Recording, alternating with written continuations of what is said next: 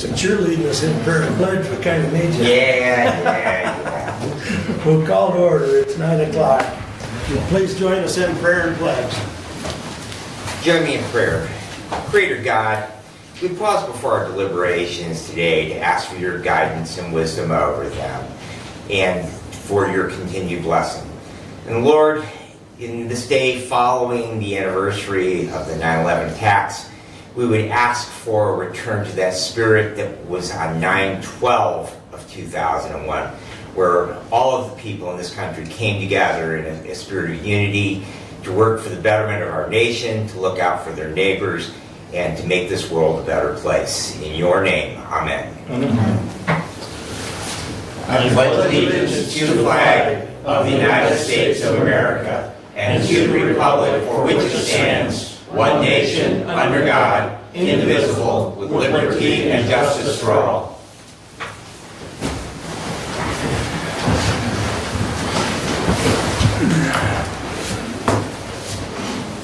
All right, thank you. We'll have our first call out to the public, and I will read our rule. A member of the public may address the board after receiving recognition from the chairperson and giving his or her name. Public comment shall be limited to a period set aside at each meeting for such purpose, and each speaker shall have the floor for no longer than 5 minutes unless the board grants an extension. Board of Commissioners Rules of Procedure and Bylaws 5.13-3. We also ask you to be respectful. Public comment. Sir? Dan Virgin. Go to the podium, please. Yeah, that is suspicious. Not going to read the whole thing. You've got it in front of you because it would take probably more time than I need.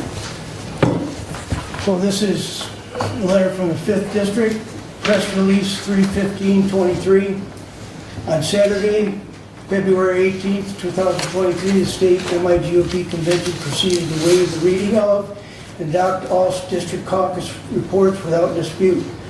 This included the 5th Congressional District Report, which censored several now former members of the Republican Party. The state MIGOP caucuses recognized their frivolous litigation and local corruption. The illegitimate group must now recognize the true Hillsdale County Republican Party and dismiss all litigation against them. Whereas a group of individuals from Hillsdale County, led by Brent Leninger, Neil Brady, Mark Wiley, Marty Cast, Abe Dean, Scott Hodshire, Jeremiah Hodshire, Penny Swan, Glenn Frobel, Margaret Frobel, and Susan Avery have illegitimately made claim to Hillsdale County Republican Executive Committee. Whereas the illegitimate group have engaged in frivolous litigation that has done political damage to the Hillsdale County Republican Party, the Republican brand, and personal damage to individuals within the legitimate Hillsdale County Republican Party.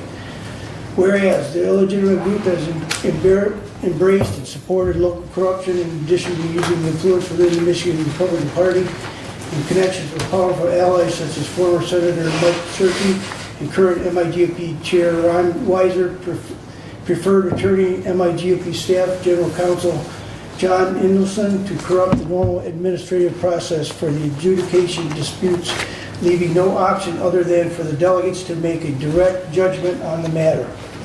Resolved, the Michigan Republican Party hereby formally censors Brent Leninger, Neil Brady, Mark Wiley, Marty Cast, Abe Dean, Scott Hodshire, Jeremiah Hodshire, Penny Swan, Glenn Frobel, Margaret Frobel, and Susan Avery, and shall forsake any association with the illegitimate group, and should not consider any of them or their listed allies to be part of the Republican Party. I would like to put this into the minutes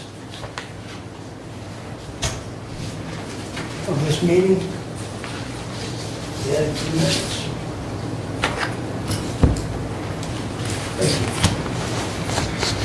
Anyone else wish to address the board at this time? Your name, sir? James Edward Thomas, 2200 Bar Street, Hillsdale Township. I just wanted to thank Commissioner Ingles. Really appreciate that, Doug. Want to do it publicly so everybody can hear. Thank you. 2 meetings last night up at City Hall. One excellent, really productive meeting with Commissioner Ingles at. I want to thank Councilman Palladino. I want to thank Jason from BPU. I want to thank Councilperson or Councilman Beard I want to call him Vor, but his name is Veer, and I apologize about that, Mr. Veer. I really appreciate those kind of things. It brings me back to my days working in the steel industry when there was some contention, but things got solved, and I really like that. I was also up at the homeless task force meeting, and I just kind of wanted to repeat my words there because it is kind of germane here. Money short everywhere. Looking for solutions outside the community to the community's issues don't seem to be sustainable, in my opinion. Sheriff needs help. It seems to me that many of the issues in this community stem around the methamphetamine addiction problem. And I personally, James Edward Thomas of 2200 Bar Street, would like to put himself forward to help whomever stem the tide of this plague, however we legally can. I've had enough of it. I've had enough of what I've seen. And from what I can tell and what I sit and observe, it seems to be literally the root of all problems socially within the community. So I appreciate your time. Thank you. Thank you, James. Anyone else wish to address the board at this time? Kelly?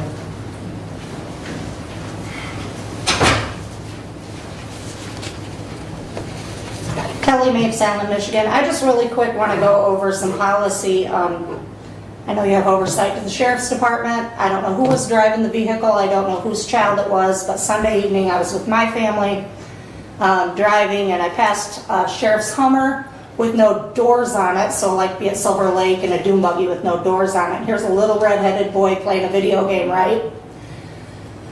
Ironically enough, the very next day, one of our judges were in an accident in the very exact same place, and my heart dropped. I thought if a car had blown Lewis Street and hit the little boy with no doors, no protection, it couldn't have fared well. And as a car seat technician prior, I was really upset at the safety for this child. And then as a county worker of 30 years, I was very disappointed in the county and in whomever was driving the vehicle that would be on work time, because obviously they're driving a Hummer, which was pretty sharp. But for the safety of that child, I hope all of you commissioners hear what I say. Because if somebody were to be hurt in a county vehicle because it's being used, I'm assuming they were at the boat show, but if you're on the clock, I mean, we were forbidden to take our family or kids in our vehicles or have clients in our vehicles. I just challenge all 6 of you to please look into that and please look at the policy. Thank you. Okay, thank you. Anyone else wish to address the board at this time? Lance, good morning. Morning. So I'm a duly elected precinct delegate for the Republican Party, the one that's actually sanctioned by the state. One of your fellow commissioners has put you guys in a difficult position today. I hope you guys choose to do the right thing. I'll leave it at that for now. Thank you. Carla, you want? Good morning. I wanted to talk to you today a little bit about what's going on locally and worldwide. I'm going to start with this company, which is, I believe, funding the lawsuit against the Hillsdale Republican Party, which the state Michigan GOP, according to these bylaws, edited February 24th, 2018, believe that the Hillsdale Republican Party is not the ones that are suing. They're not the ones that are suing. They're the ones that are being sued. And so anyway, that lawsuit is in regards to Warner, NaCross, and Judd. It is my belief that they are funded along with Fink, and they are backed by lobbyists for the CCP Tide EV company that funneled cash to Democrats after filing as foreign agencies along with Whitmore. So I believe that if this is true, then exactly what you're doing is trying to remove the United States Constitution, which is founded by God and supposed to be governed by men that we put into those positions, we the people. You're trying to remove that because the debt has climbed to $48.9 trillion. And instead of doing something about it, you keep on adding wish lists and courthouses that cost $30 million to restore with no ability to pay it back. So you then borrow money from a different country, which is formed to destroy God's ordained government. A next thing is, as far as the delegates go, all incumbent members of state and Michigan congressional delegation shall be entitled to attend a county district convention as delegates.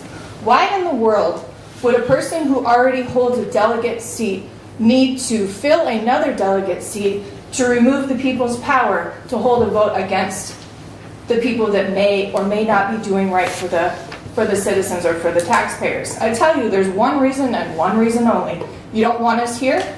You don't want to hear what we have to say because your agenda, along with Warner, NeCross, and Judd, is just as I said, to remove the power from the people and give it to China. And I'm here to tell you that those have consequences. It's called the sellout. You are not allowed to sell people out along with their rights just because you feel like you can't pay back the debt that you all so desire to spend these monies that aren't yours. And of course, this is my opinion, but there are newspaper articles, the Michigan State GOP, and you can hide behind any court that you want. We're going to get to the bottom of exactly what happened here. And of course, like I said, it's my opinion to avoid any upcoming lawsuits, since that seems to be the only way you can control people. Thank you. Thank you, Carla. Anyone else wish to address the board at this time? Come on down, Bob. Good morning. Good morning to the Republicans and Democrats. Hope everyone's doing fine this morning. First off, I was kind of contemplating even coming in here today because really there's a lot of wish-washing what's in this county. It seems as though there's so much corruption, you don't know which way to go and who's turning what key. Seems as though there's a little bit going on with the controversial issue of the various sexual abuse at the sheriff's department. And this has been going on now for roughly 2 years. We spoke of it 2 years ago. We had another gentleman with the sheriff's department, another one that come up. And how are we going to resolve this? Now, it sounds as though that Scott, I'm going to say our sheriff, I've given him all the respect for all these times he's there and everything that he's doing. And I believe that he could have made, a good sheriff. But I don't think he knows really the Constitution. I think he also has tried to cover up a lot of this that's been going on there. Secondly, Mr. Wiley, the FOIA, a simple FOIA for 911, simple calls, fine, just calls. How is it that it gets denied for a FOIA through you? You're the only one here. If a FOIA comes through, you reject it, can't appeal, you're the only one to appeal to. That's absurd. We got to find another route we can take to enjoy what we want for information. FOIA is a simple thing at 911, who made a phone call, and isn't there any kind of response? No names, no nothing needed, but not getting anything from it. Other than that, I just want to say that hopefully Ms. Stiverson gets better or whatever. Thank you, Bob. Anyone else? There will be another public comment at the end of the meeting. All right, thank you. I'd entertain a motion to approve the consent agenda. I will, with the removal of 4.3 to down underneath the public safety, I would move to approve the consent agenda as amended. The movement of what? Which one? 4.3. Resolution 1. Oh, Resolution 23-115. Okay, yeah. Item 4.3 on the agenda. Yeah, I'd follow you now. Where did you want that now? Public safety. I second with the change. Any other additions or corrections to the consent agenda? Hearing none, all those in favor as amended signify by saying aye. Aye. Opposed, same sign. Correspondence is listed. Any comments on correspondence? The only comment I would have, and the treasurer is here, and there's a report in that correspondence on the delinquent tax sale proceeds, and I believe this is from last year's auction, and those delinquent tax parcels, and so I appreciate the treasurer including that report, and the number on the right is the number of, that was after the individuals that had filed claims to recover their excess proceeds had done that, but that money is still being held pending some other court litigation on some other cases, so. It's required to be held 2 years. You said 2 years? 2 years. But I've been holding them Right, for several years. All right, thank you. Anything else on correspondence? Moving on to regular agenda, I'd entertain a motion. Go ahead. Mr. Chair, I would move to approve the agenda with the removal of 23117 and refer that back to the Budget Committee, and 23118 and refer that back to the Public Safety Committee, as neither had an opportunity to review those prior to the agenda's publication. Where did you want to refer 118? 117 is Budget, 118 is Public Safety.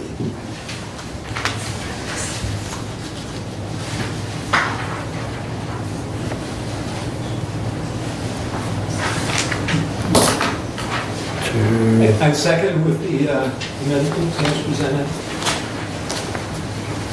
The only comment I would say, Commissioners, I would think both should go to the Budget Committee, because they both are dealing with contractual budgets, paying funds to attorneys in the county. Underneath that.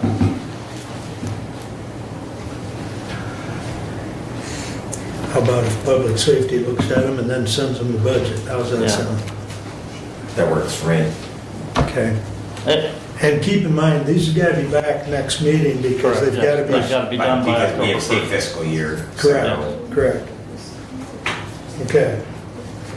Any other amendments to the regular agenda? Just the, again, the addition of that one from the consent down underneath public safety. Correct. All right. With the removal of 117 and 118 and the movement of 4.3, item 4.3 to public safety, all those in favor of the regular agenda as amended signify by saying aye. Aye. Opposed, same sign. All right. Judge Lisney. Good morning. Thanks for having me this morning. Before I do what I was supposed to do this morning, I just wanted to let y'all know that I've been in touch with Judge Stiverson. I think everybody's heard about her accident. She was in a car accident yesterday about sometime between 10:30 and 11 o'clock. Her vehicle was rolled a couple times. It was a pretty serious accident. She was taken to the hospital. She was not admitted. She is home. I've just texted her again this morning. She's bruised, sore, but she is doing okay. So no broken bones that they can identify yet. She's still got a few more tests to do before we know for sure exactly how she is. But just, I know there are a lot of people that have asked. Many people care deeply about her, and I just want to let you know she's doing okay. She was out yesterday. She'll be out today. She's expecting to come back tomorrow. So I don't think there's going to be any long-term absence because of it. The real reason I'm here is to introduce to you our friend of the court director, George Trushan. He is here to speak on his own behalf, but I just wanted to let you know I've known him for 30 years, long time. He has been, he's had a lifetime of experience as an attorney. He's had a lifetime of experience as a law enforcement officer. He, by all rights, should be retired right now, but has agreed to be our friend of the court director, at least for a period of time, and is doing a great job so far. So I won't speak anymore. I'm going to let Mr. Trushan address you and let you know what's going on at the front of the court. Thank you, John. Good morning, George. Good morning, sir. I'll try to be brief. We've certainly got a full agenda in regard to this. The judge is correct. It has been about 38 years that I've been practicing law. The vast majority of that time is representing police, fire, governmental entities, cities, village, townships, as well as being the contractual attorney for Judge Sill and Judge Vandercook in Jackson County with the mental health court, the drug court, and the probate court handling juvenile division.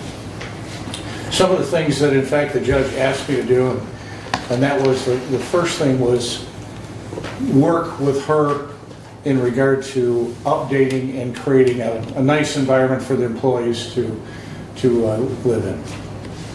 I think we've done that. We tried to in fact instill a good working environment and ask people what their opinions are.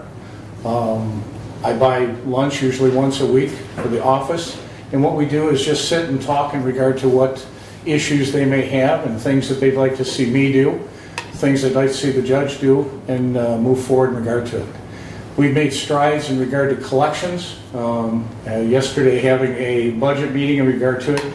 I think that the board members that were there, as well as Mr. Ringman, have been impressed in regard to how much we've collected over the last year. And I don't take any credit for that. That's the employees that are doing their job in regard to that and going from there.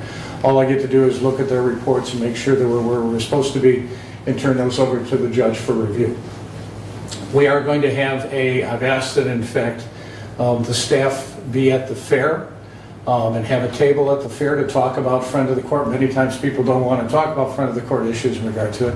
But I think it's the most important issue that all of us deal with. If you have children or grandchildren or any type of issues with custody, parenting time, and child support, you're going to deal sooner or later potentially with the friend of the court and go from there. Many times people leave the court systems without having a good opinion. And I understand that. We many times get bogged down. Cases take much longer than what litigants realize that has to go on.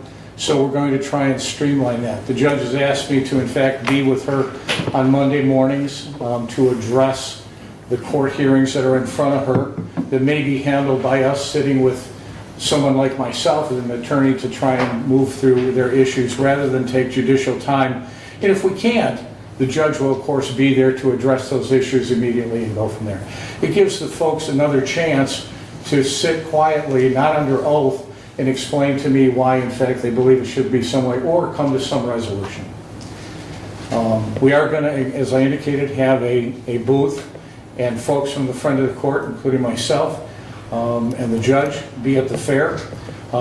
We have instituted, I say we have, the judge has instituted a program that indicates that in fact I would go to the jail at least once a week, check with the jail personnel to see if there's anybody there that might be on warrant status or that in regard to paying child support.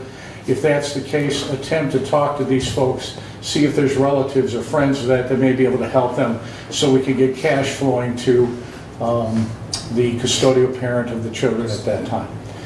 Many times, as you know, people cannot come up with $1,500, $2,000, something like that, but they might be able to come up with $300, $400, $500 to lessen the load in regard to taking care of the children.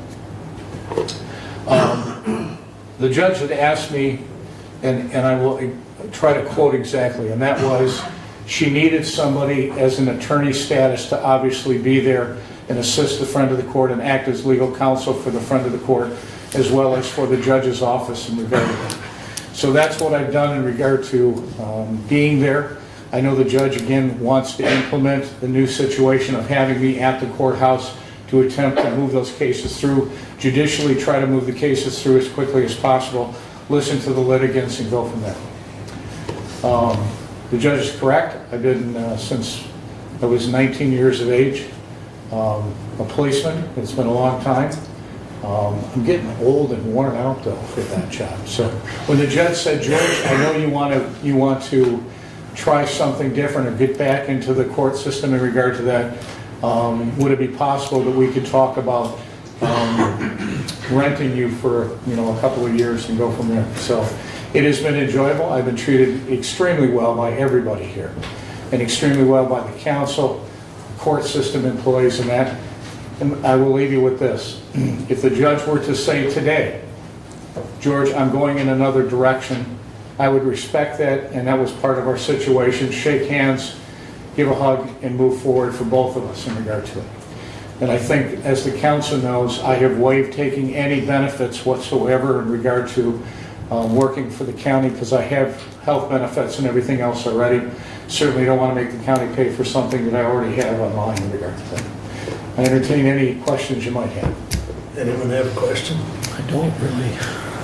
Well, after going through the budget meeting yesterday and having a chance to visit and talk with you, we appreciate you and thank you for your service. I appreciate it. Thanks very much. And I've reported back to the judge in regard to that, and I know she's going to have further discussions with everyone about where we're headed and go from there. If you'd like to stop by the front of the court, see the changes that in fact were made prior to me being there, the construction that's going on downstairs, and some of the ideas that we'd like to partake in regard to, please do that. Give me a call. We're going to hopefully move forward, maybe get some carpeting. Yes, sir.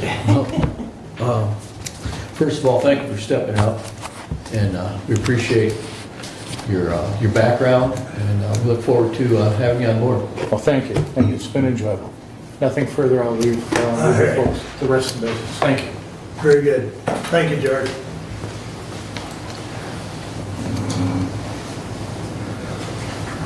All right.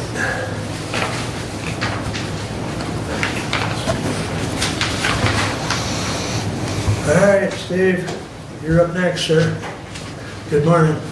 Good morning. Thank you for having me today. My name is Steve Curry. I'm the Executive Director of the Michigan Association of Counties. We are the only association that represents all 619 county commissioners across the state of Michigan. We appreciate Hillsdale's county support over the years of our organization. I do have a slideshow. I think you have a copy of it in there. I'm going to run through some of these slides fairly quickly. Some I'll spend a little more time on. So you guys can ask questions at the end as well. So of course it's our 125th anniversary of the association. We were created in 1898. Back then we were the State Association of Supervisors. We are the oldest operating association for local government in the state of Michigan. We've had some highlights along the way. 1955 was the first executive director. I was not that person then. I know, just surprised by that. 1979, we created our Workers' Compensation Fund, and in 1986, we created our Service Corporation. What is the purpose of MAC? Of course, we're known for our advocacy, our education, and our services. We look at our advocacy as a team effort. We are the voice of counties in Lansing and at the national level in cooperation with NACO. We look at it as a team effort where hopefully you're taking some of the information we're providing you and able to communicate that to your locally elected leaders. We also provide various educational opportunities, whether it's conferences, webinars, one-day seminars, and we also provide services through our association. Going to slide 4 there, that's our current MAC leadership. Stan Ponstein is the current MAC president. He is from Kent County. Jim Story is first vice president. He is from Allegan County. And Melissa Dobb is second vice president, and she is from Wayne County. Moving on to slide 5, shows your the MAC leadership makeup there. We have 16 county commissioners elected from our regions, our 6 regions statewide. The board meets at least 4 times a year, typically at each of our conferences, and then 2 separate times. And then we typically have conferences at our annual conference, which I'll talk more about here in a minute. Our organization is governed by our policy committees. They are appointed by our president. There are 6 policy committees that meet typically from September to June. They make up our platforms, which are the guiding principles of the organization. They are voted on by our board and by our membership each year.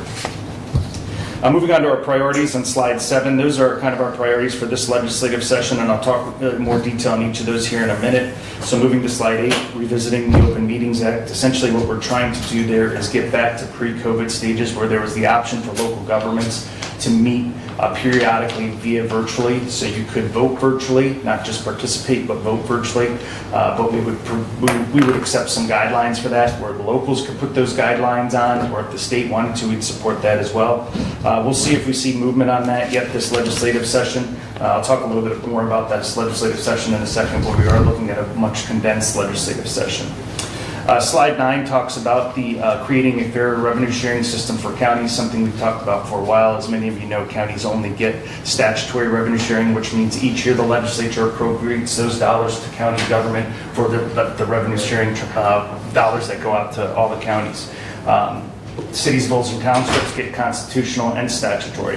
What we're looking to do is create a virtual lockbox for those funds, and that's what this trust fund would do, essentially protecting those dollars a little more than they are now, not fully protecting them, but making it a little more difficult for the state to appropriate those dollars to other priorities.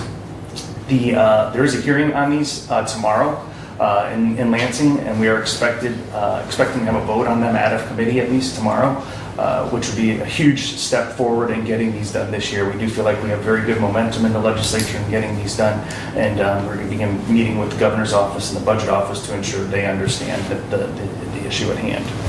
Enacting funding reforms for local courts. For those of you that don't remember, a few years ago, or many years ago, there was an issue where there was a court case that prevented counties from charging those who use the court system fees to pay for the court system. That would have cost counties about $50 million statewide. We were able to get legislation passed for the state, or for those fees to continue to be charged. In the meantime, they created the Trial Court Funding Commission, which looked at the court system and how courts were funded statewide. On a global scale, they came forth with recommendations. There were some recommendations starting to be worked on in the legislature. Then COVID hits, everything slows down, goes away. We had to get a sunset extension on that court fee bill. So that is due to sunset next year. So we are starting to talk now on how we are going to deal with that issue. Are we going to look at extending that sunset one more time, or are we going to start looking at the Trial Court Funding Commission recommendations and enacting some of those changes that would ensure better court funding to prevent it coming from the county pocket? Because like I said, should that sunset it costs about $50 million statewide. Increasing resources for juvenile justice. We just had a success in the budget. Obviously, this is a statewide issue, juvenile justice. There's shortage of beds, shortage of people working in the system, lack of facilities statewide.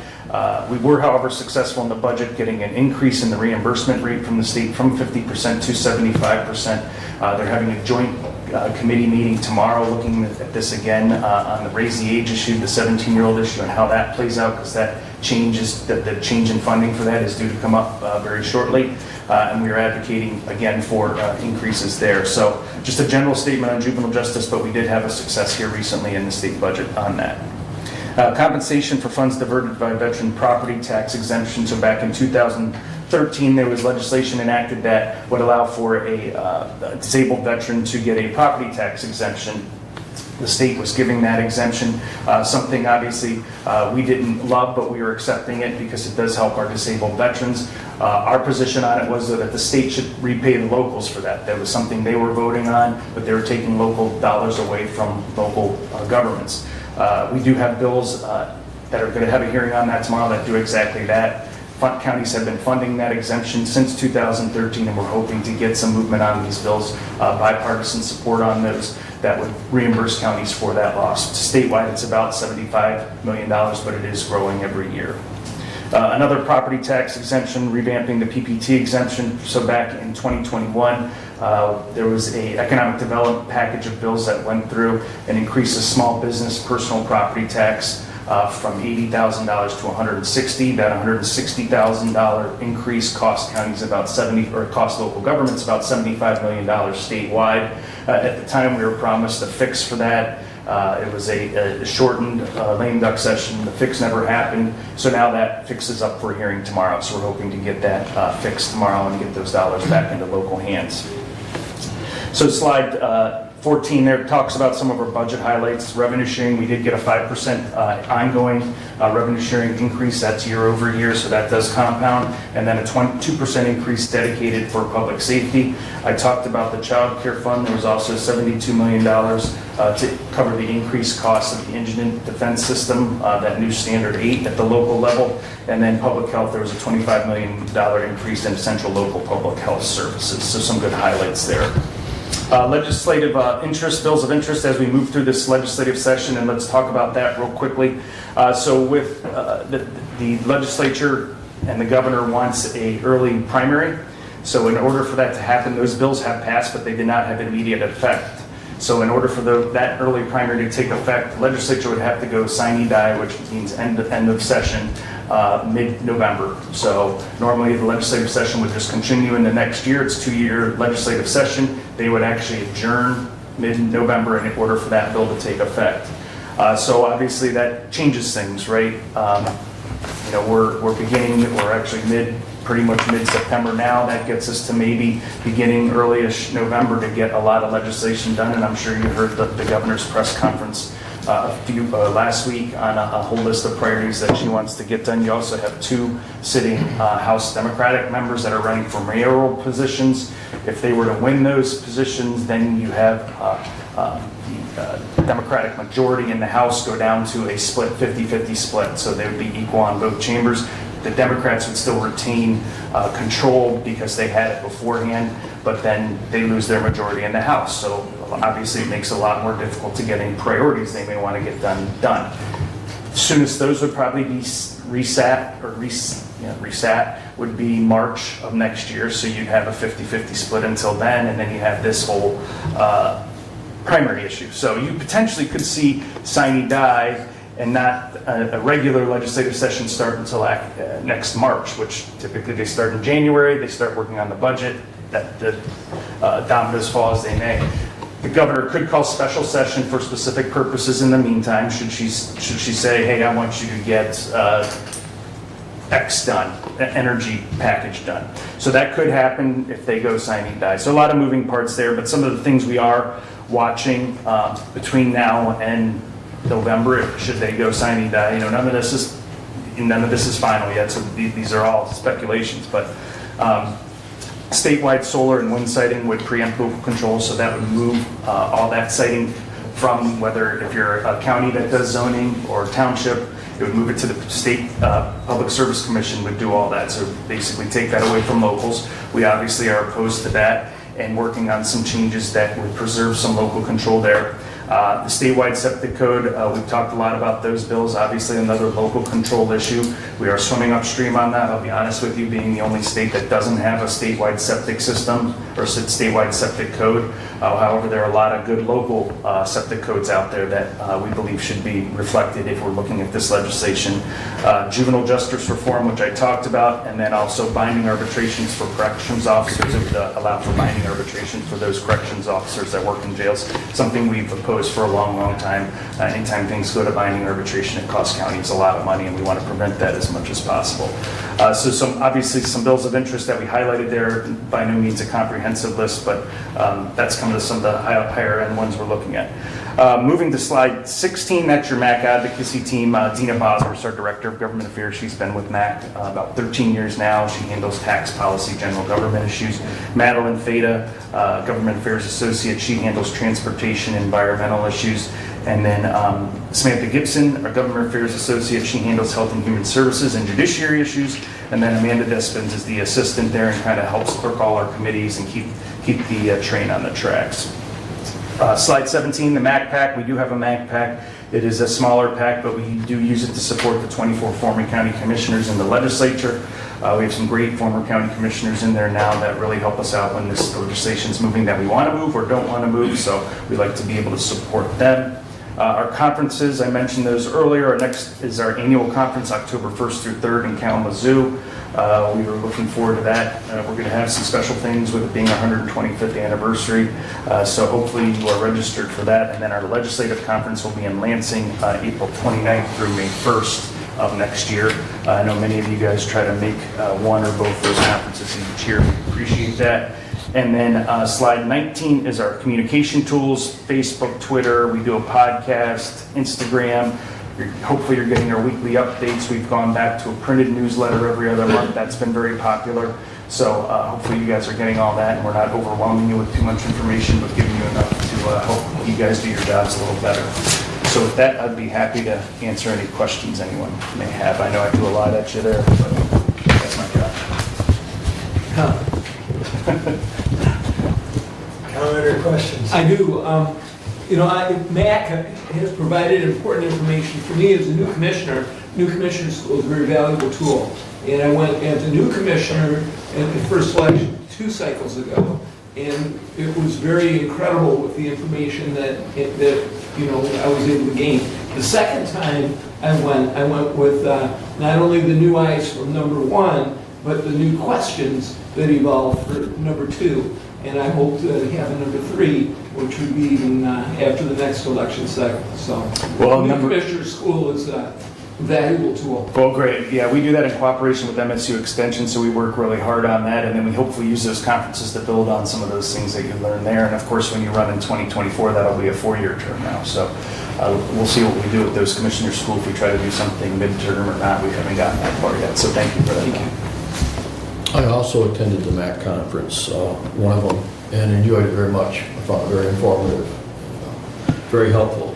But I do have a question. Sure. On the state solar and wind legislation, how much traction do you think, in your opinion, does that really have? Well, whenever something's a governor's priority, it's going to have, you're going to have to take a look at it. Now, I will say we've been speaking with the legislature, since that press conference and voicing our concern on superseding local control, and it's happening in a couple different areas. I mentioned the statewide septic code. If you look at the aggregates bills that are out there, removing that ability there. So we're trying to position MAC in a way that we can preserve some sort of decision-making in that process. What that looks like, we're not sure yet, but there has been an appetite in the legislature at least. Now, I don't know if this is from the governor's office. We haven't gotten that far, but they do want to preserve some sort of local control, but they don't want it to be prohibitive where it's a stop all. So we're looking at some ways, talking with some people on figuring out a way to still preserve that local control. But, I've been with the association 12 years. We've never been in a position where we're in such a short period of time, and that's a lot of work to get done in a short period of time. I'll be honest with you, things never really move that quickly in Lansing. So, I can't tell you how much traction it's going to have. I know it's definitely being talked about, but there are a lot of bills that were introduced. We don't even have the bills yet. The bills haven't been introduced yet that talk about moving that to the PSC yet. So they haven't been introduced yet. So they may have been drafted, but they haven't been introduced. Is that the same with the aggregate bill? Aggregate bill, I think, has lost a lot of momentum, to be honest. I think when they first, that's been a reintroduction, that's been introduced, I don't know, past 4 legislative sessions, that aggregate bill at least.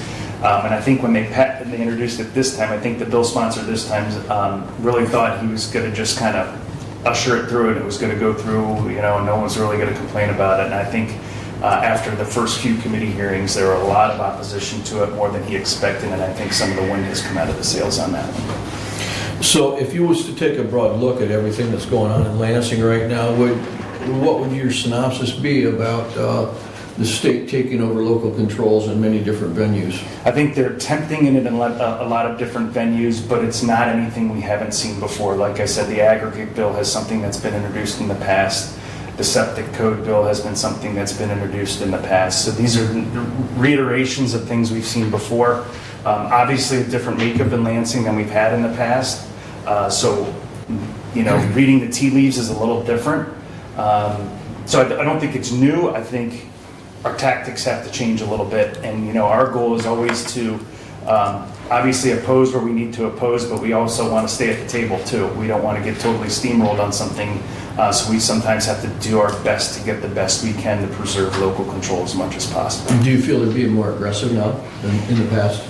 Yeah, I think we have been. I think all locals have kind of, we've always worked together well with the cities and the townships on any sort of local control issue. And, us being a regional form of government, we kind of bring a different perspective. A lot of these have to do with zoning. So it's a different situation for us because, we have, I want to say about 30 counties that do some sort of zoning for locals, whether it's partial countywide zoning or full countywide zoning.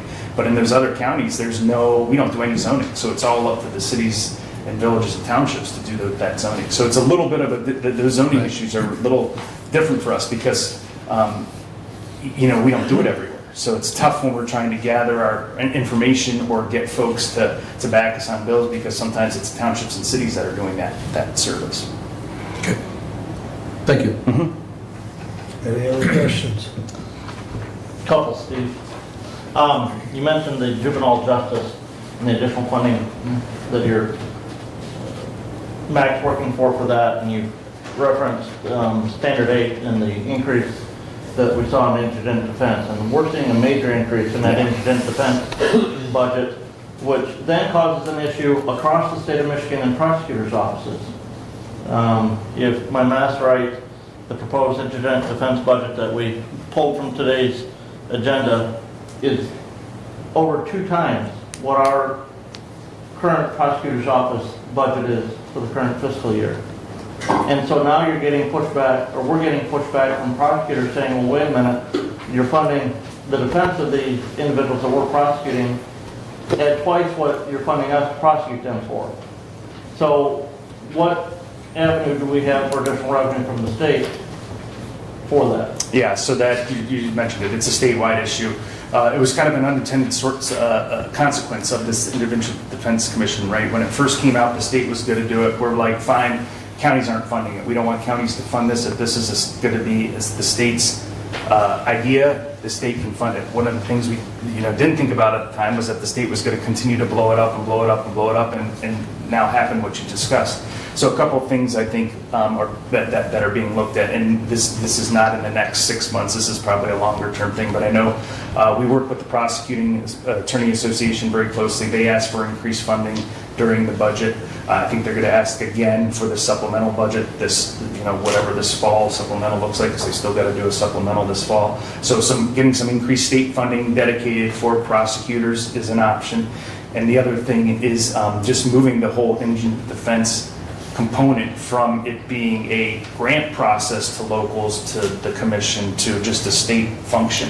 Maybe an option too that I think has been discussed. I think Senator Nesbitt has talked about that in the past, and something that has been looked at. So, And then tying with that, we are seeing potentially some of that increase for the juvenile justice issue, but we're still having to fund completely the probate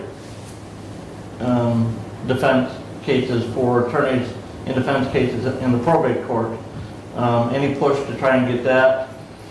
I don't know. That's not an issue I'm familiar with. I'll have to talk to Samantha Gibson and our staff to see what's been discussed there. I'm not very familiar on that, so I don't want to talk out of turn on that one.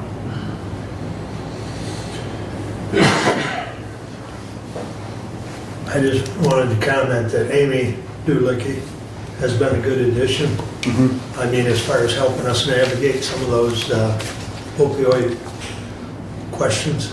Well, good. I'm glad you guys are using her as a resource because she is very knowledgeable on that. So we did, for those of you who don't know, Amy Dolinke is our kind of resident expert on those opioid funds and the settlement dollars and what's the best way to kind of use those dollars at the local level.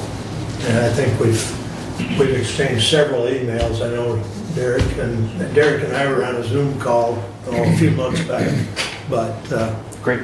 Yeah. So, any other comments or questions? One more. Go Back ahead. to the personal property tax replacement. When that was first enacted, the state said, we'll provide loss replacement for what the county sees for lost revenue in that personal property tax avenue, unless your personal property tax figure gets above where it was when that was first enacted. We saw here 4 years ago a 60 turbine solar project come in, which saw us jump up in millions of dollars in personal property tax value because those turbines are classified as personal property tax, which then we ended up losing over $100,000 in state reimbursement because of the decrease that we had seen in the prior personal property tax figures. So I guess any push that MAC has in replacing that lost personal property tax value, not only just in this most recent increase, but I think it needs to go back and say, those commercial industries or businesses that, were exempt even before, if you're going to exempt it, then the state needs to replace that lost revenue and not worry about whether there's an increase or not. Yeah, that is our concept on that, and that's where you're seeing that in the veterans property tax exemption. This increase is anytime now when the state is going to vote on something that's going to affect local dollars, our position is to them, well, then you should reimburse us for it. Because we see these exemption bills a lot because it's an easy vote in Lansing, right? We can vote, it's not going to affect our budgets, it's going to affect local budgets. So I think I agree with you 100%. I think even when you start looking at some of the renewable energy taxation that's gone on in the past, turbines had its own issues to begin with, the depreciation schedule, all sorts of different issues there. And now when you look at what we're doing with solar panels, we're changing that to more of a PILT payment. So it's going to be a per megawatt PILT payment. And I can't remember off the top of my head, I think $3,500 per megawatt of available energy generated. So when those go in, that'll be a PILT payment, which is essentially going to be there every year. And I think there's a growth number attached to it as well. Whereas, on the turbine issue, you get the big bump initially and then it's depreciated over, I think, 7 years, and then it almost becomes worthless from a taxation standpoint at that. So as far as exemption goes, yes, that's what we're pushing for now, is anytime there's a vote in Lansing for an exemption, we want it reimbursed by the state. The legislature seems to be okay with it. It's the fight becomes a Treasury and the State Departments, because obviously it's starting to affect their budgets. Anything else? Appreciate you coming down, Steve. Thanks for having me. Sorry. Have a safe trip back. Thank you. All right, moving right along. Brett? All right, so we'll deal with these two action items underneath my report. And we are in the budgeting process for the 2024 fiscal year for the county. And part of that budgeting process is the budget committee has been meeting with each of the department heads and other elected officials, reviewing their budget requests. Because the Board of Commission is a body of 5 members, and there are 2 members on the budget committee, it would have created a public meeting had the budget committee met with the chair of the Board of Commissioners to discuss the Board of Commissioners budget request for the 2024 fiscal year. So we wanted to have that discussion here in the open meeting of our time today. Included in the packet was a copy of the request that was submitted by the chair and vice chair to the budget committee and to the finance director for the 24 fiscal year for the Board of Commissioners. As we tell every department head what we discuss in this budget planning process in these meetings, nothing's guaranteed, nothing's promised. We're going to take that discussion and use that as we go ahead and build that budget that we will present back to this body. And my hope is in early November that we have that presentation back. So we have Ms. Ringman here, our finance director as well. So going through the requested budget, there was one thing that was in there that was I do believe the major increase was the adding of a staff person for the Board of Commissioners. I don't know. That request was basically for a part-time staff person. Is that the Board of Commissioners really, since 2010, I believe that I was the only person serving at that point. Commissioner Wiley, you joined us after that. That we did have a full-time employee who created a presence, answered the phone for the Board of Commissioners, also assisted in some of our meeting packets. It's a little bit different then because we actually got a physical meeting packet in a folder and we had to go in and pick those up prior to our meetings.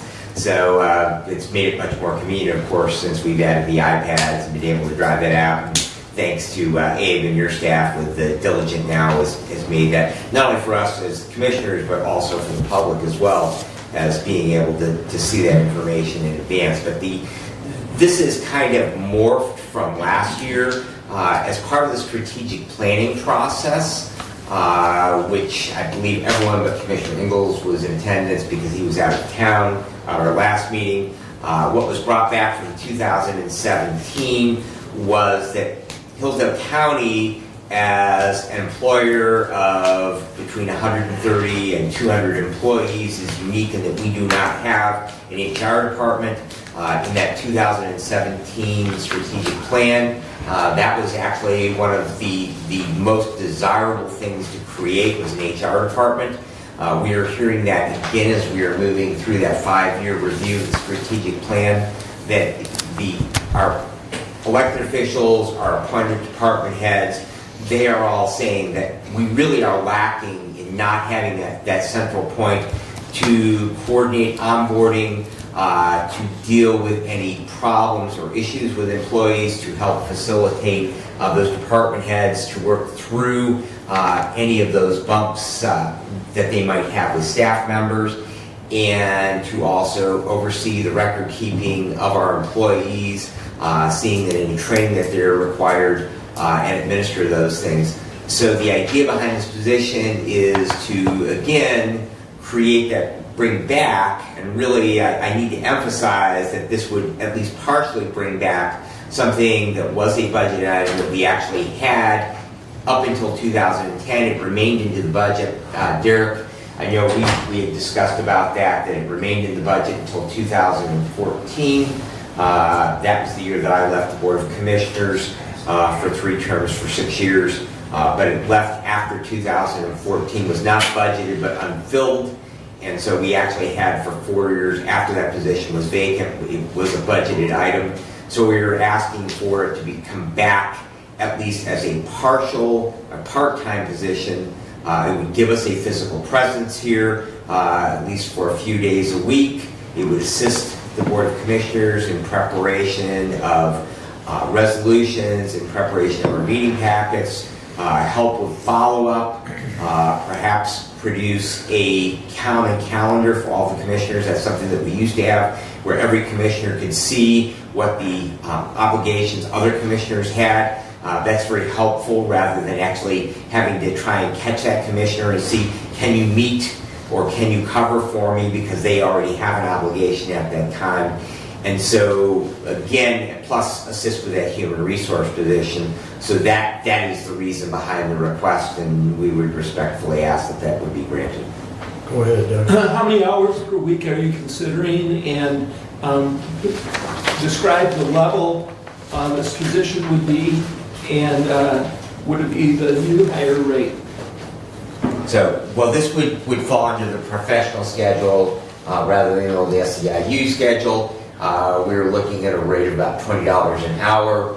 We feel we could find someone competent, and it would be a 24-hour-a-week position. 24. So that would still get us into that part-time.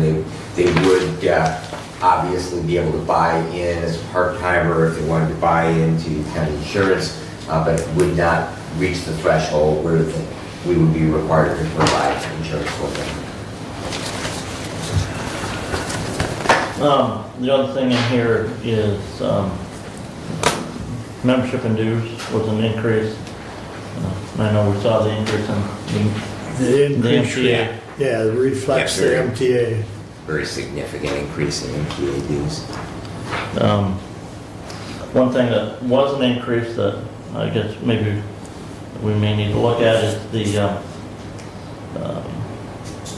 the commissioners' committee work fees. We haven't talked about the August expenditure report, but that has been trending over budget on that committee work.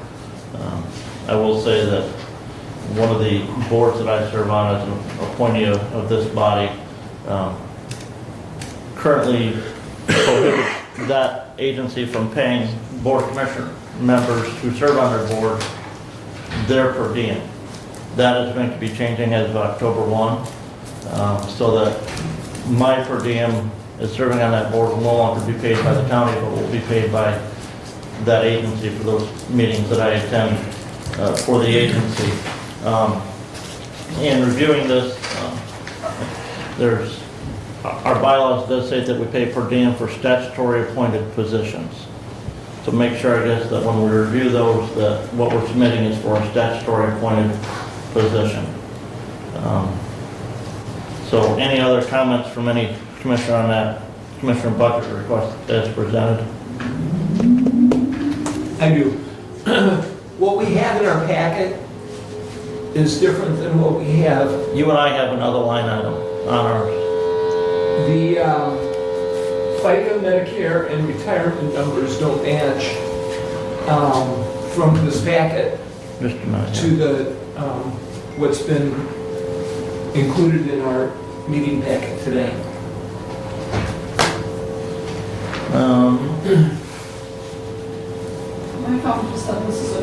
Yes. Yes, yes.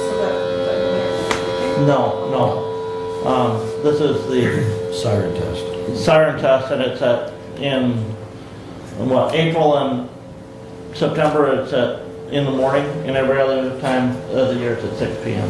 That's to Well, facilitate because the I kids are don't in know, school yeah. now. And then we have the holidays, so that offset normally, it's in the first week, but because of the holiday, it offsets. And it's in my report that I'll have here in a few minutes. the drill, The update. the text says this is a tornado drill for Hillsdale County officers. Drill to me is good too. Thank you. Public safety? I'll refer to you. So, well, the idea is that we do train our employees. And so Let's go. I would ask for an adjournment. We would go to the lower level of the building. We will adjourn and head downstairs to the hallway, I believe is where the safe Yeah. side is.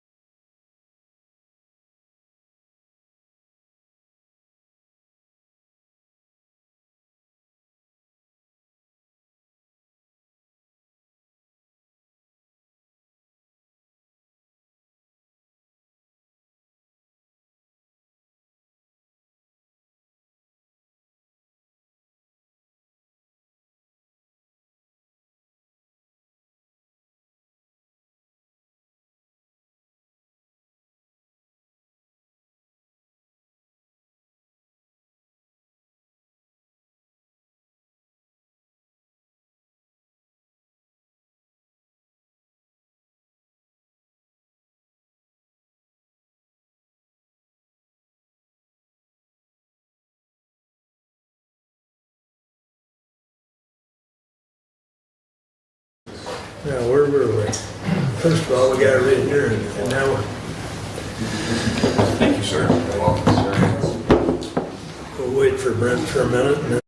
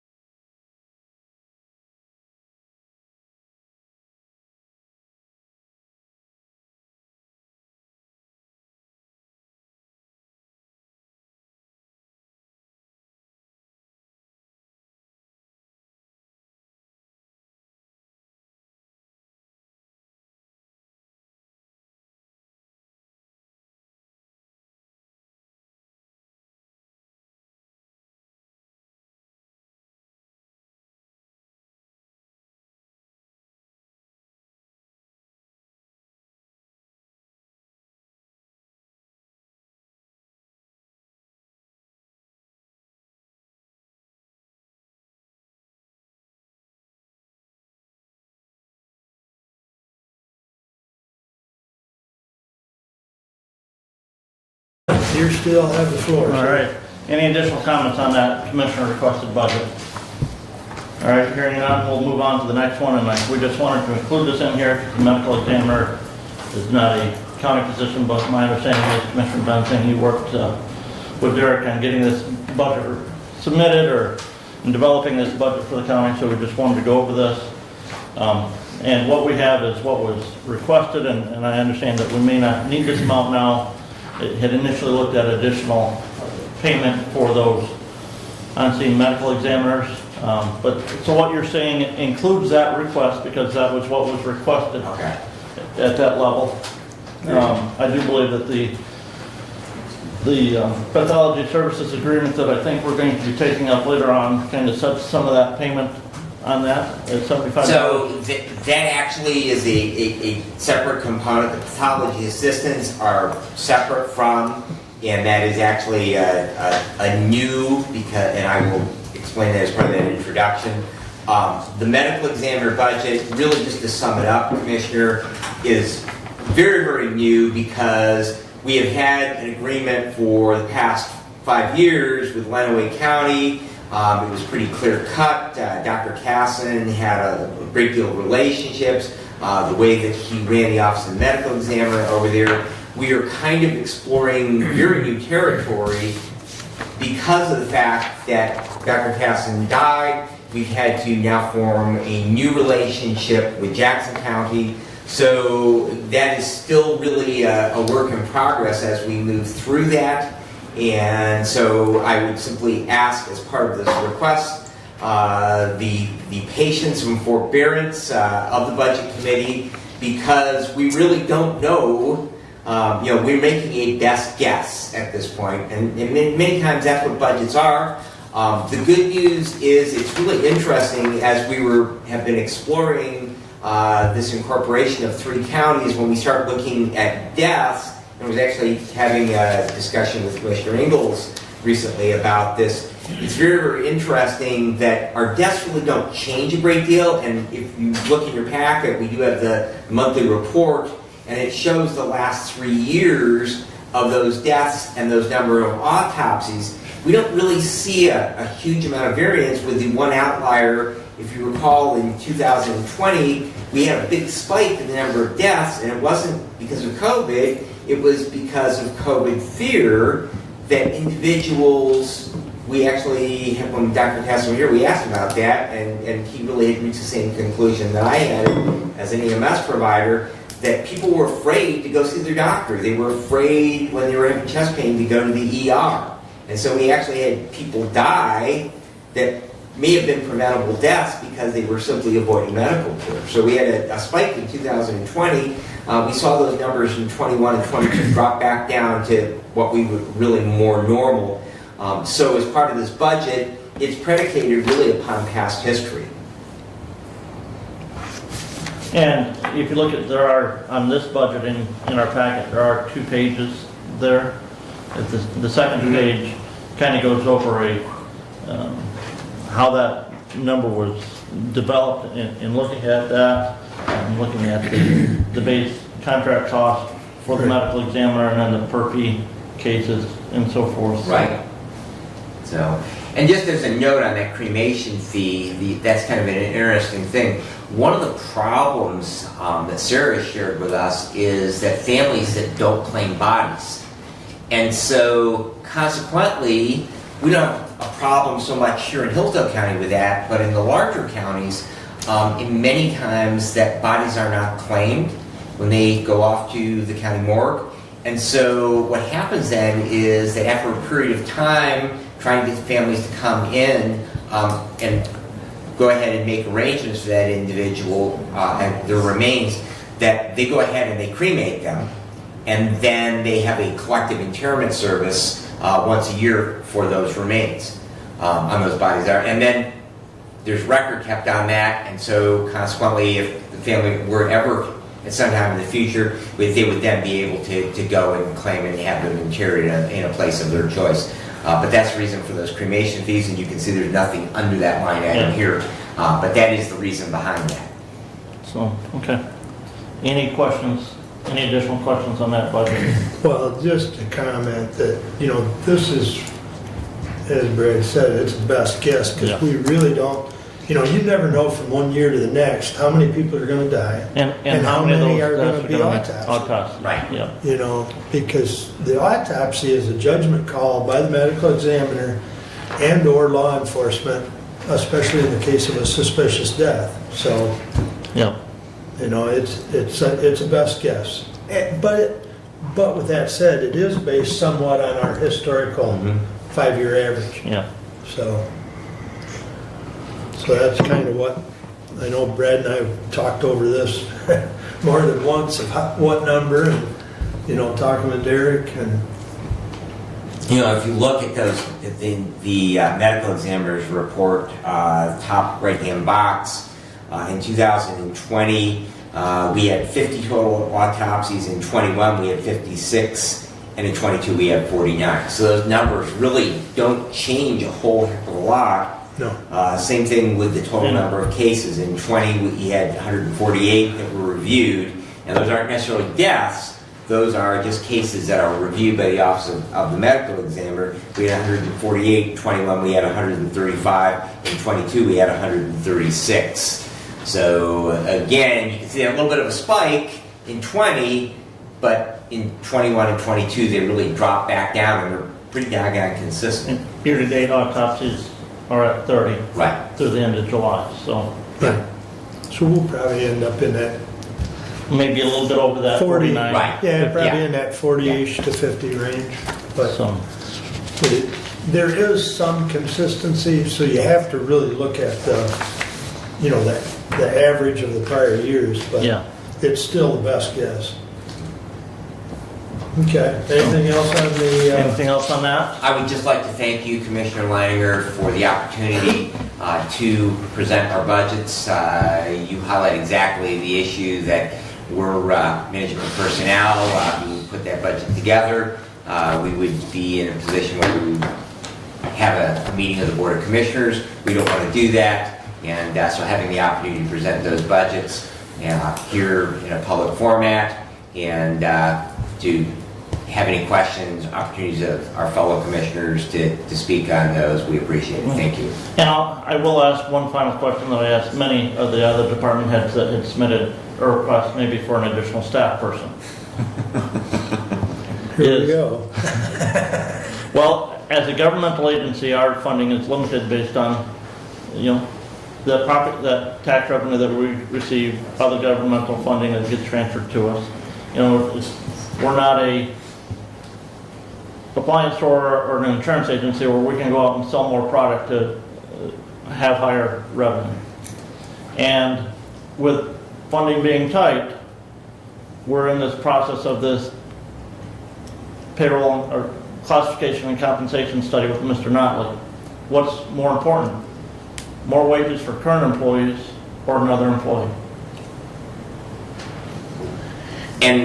And my answer, if the question was not rhetorical, is that is always the rub, that we have a finite amount of dollars. And when Commissioner Wall and I think we're probably the only two that have had experience in negotiating union contracts over the years of our current makeup of the body. But that's always my statement to the employees, that we have a pool of dollars, and you can have more in wages, you can have more in benefits, but at the end of the day, the amount of dollars, or you can have less employees is the other component of that. You have higher of both, and you have higher benefits and higher wages, but less employees. So that really is always the great challenge that faces us. And I would simply follow up to that again, the emphasis should be that this position is actually a replacement for a position that was previously relinquished, that did used to exist because of budget constraints in 2010. You may recall we were in the depths of the Great Recession, and so consequently the position was not filled by the people who previously sat in these chairs. It was earmarked in there, at least as a placeholder. The salary was left in place in the budget. However, in future years, because it had not been filled, those dollars went away to other places within that overall county general fund budget. So the request is really, if anything, to refill a position that was previously filled at a full-time level at a part-time level. And Commissioner, as every other department head has heard this, money's tight, there is no money. So my only other That is a comment consistent comment. would be, looking at strategic planning, and we'll have another one here before the end of the year, and we'll start to prioritize some of those items within the strategic plan discussion. And I know you were at the last one, and I know you noticed there was a lot of discussion about HR. And, personally, if I had to choose between the position that Commissioner Benzing and I are asking for and HR, I would go with HR, even if it's just a part-time HR person, because that has, in 17 it was a big issue, and now when we've resurrected our strategic planning, it's another, huge topic. So, I think in the long run, HR is something we need to really look at and see if we can't figure out a way to incorporate it. So, Doug? Consider though that the HR hire that and job that you're describing is a very complicated position, not a simple part-time position. That if in fact you're looking for HR services for our county, that is a very professional position that will bring with it a very professional salary. And in many instances, if you try and lowball it to get a foot in the door, that the HR can create more, and improper HR can create more problems and issues than we currently have, and that will certainly compound and be able to be resolved. So as we go down the HR path, if that's what we want to do, my position would be to ensure that we have a proper pathway to that, to reach that goal. And that's going to cost. And the cost that I am a little bit familiar with is in that $120,000 to $130,000 annual range. So. My position would be on, as much as I really love to have an assistant, and it really sounds great, I would sooner think that our benefits would be lying in taking care of the employees that we have and not extending out another position. And as far as human resources, I agree with Commissioner Ingalls on that position. It's going to be a professional position that will require a substantial salary to get a good one. And that is a very important position to hold. So I'm going to say we must be very careful in that path we take. Anything else? Nothing else on budget discussion? Okay. We will go to the August 23 expenditure summary report that's in our packet. Mr. England's here as well, so if anybody has any questions of him, you will notice there are the items that are highlighted on the right are above the targeted 66 66.7% of the year to date on their budget so far. Overall, the general fund is, on this report, is showing at 59.08% of the budget, with the understanding that there are things in here that are timed. Sensitive? Well, no, there are things in the budget that are calendar-specific timing. So, you're going to see the health insurance on this report is always going to be over budget because we're always paying a month in advance. So,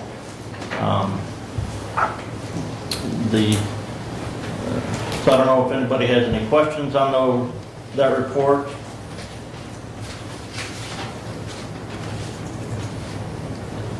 If Derek has anything else that he wants to highlight on it.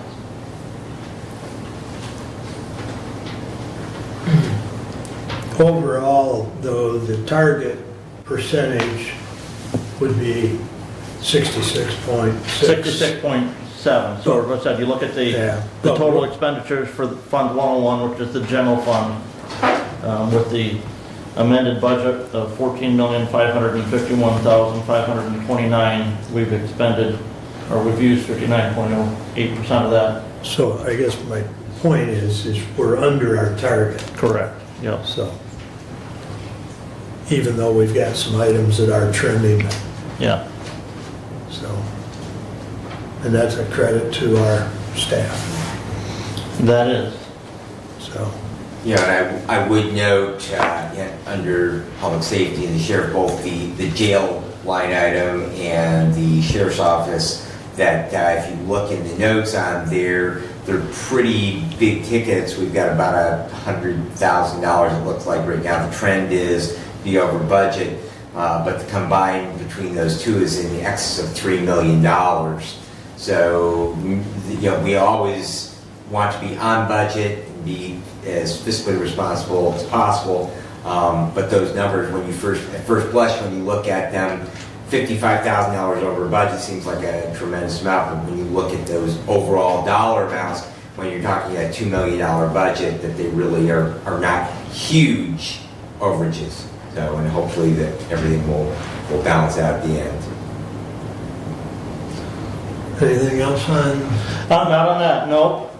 As I stated earlier, we've been in the process of budget committee meeting with all of the department heads.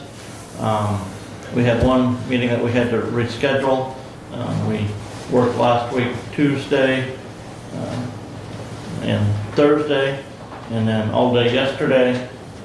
We've got 2 more department heads that we're going to probably have meetings with, and then we'll work on the special revenue budgets as well. And again, my hope is to have a tentative budget approved by this body the first meeting in November, and final approval at the last meeting in November, so that then our finance department can work on those budget amendments for the current fiscal year for our meetings in December. So, And if that plays out, just for our viewing audience, the public hearing would be that second meeting in November at 10 a.m.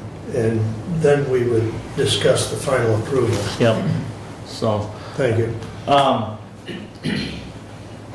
Next week is really my busy week for committee assignments. I've got Wellways Services meetings. We will be approving their upcoming fiscal year budget at our board meeting next week, Thursday. We have evaluations due for the health officer are due on the 15th. If not completed, Commissioner, make sure you get that done. And we will be completing that evaluation of the health officer at a health department meeting on Wednesday or on Thursday, the 28th, 29th. Thursday's the 29th. I think the 29th. 28th is Thursday. 28. 28th is Thursday. 28th? Yeah. Okay. Thursday at Fair Week. You gonna make time for it? I'll be there. So, that is all I have at this point in time. I know you've got a busy fair week. I've got a busy next 2 weeks, because Committees and fairs. All right, any questions or comments for Brent? Hearing none. Mr. Benzing. Alrighty. Abe, did you pay him to have me read this? This isn't the one I was thinking of. You go for it. The property description? Because it is the transfer. So. Oh, you're going to do that one? Yeah. Okay. Yeah, we moved it down. Down so. up first, okay. All right. And if I may, Commissioner, before you read Yes. this, Abe, did you get have any conversation with Thomas Whitaker yesterday? No. Okay. I thought he left that he was going to contact you. I saw a missed call, but there was no message, and I didn't call back. All right, go ahead, Commissioner. All right. So 23-115 to the Honorable Board of Commissioners. Whereas at a regular meeting of the City of Litchfield Council on July 18, 2023, the city agreed to a land transfer of 3.1 acres of city property to Hillsdale County Central Dispatch for the purpose of the future installation of a communication tower after Central Dispatch paid for and coordinated the site survey and environmental assessment work.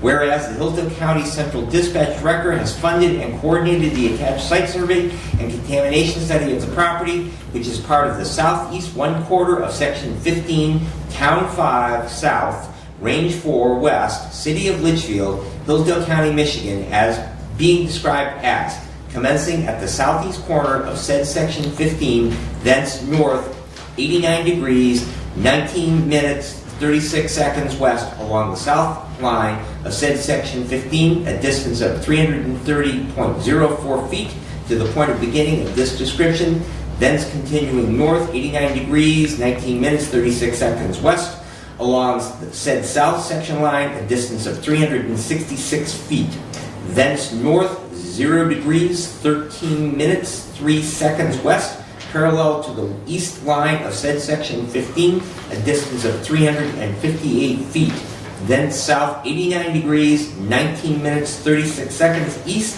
parallel with said south section line, a distance of 366 feet, then south 0 degrees, 13 minutes, 3 seconds east, along the west line of the east 330 feet of the southeast quarter of said Section 15, a distance of 358 feet to the point of beginning.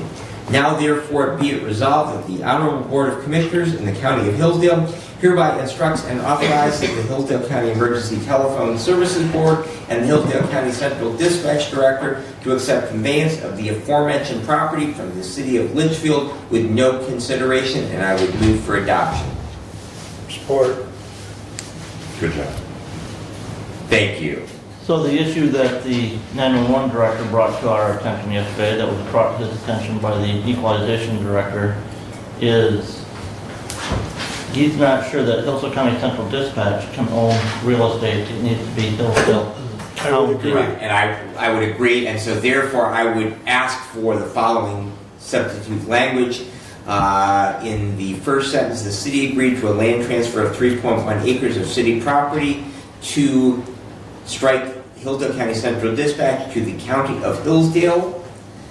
And then in the last line where it says, in Hillsdale County Central Dispatch Director to accept on behalf of the County of Hillsdale conveyance of the aforementioned property. And I believe that that would... I will support that amendment. Thank you. Hold on one second, let me make sure I have this right. So, Yeah. I will hand you my...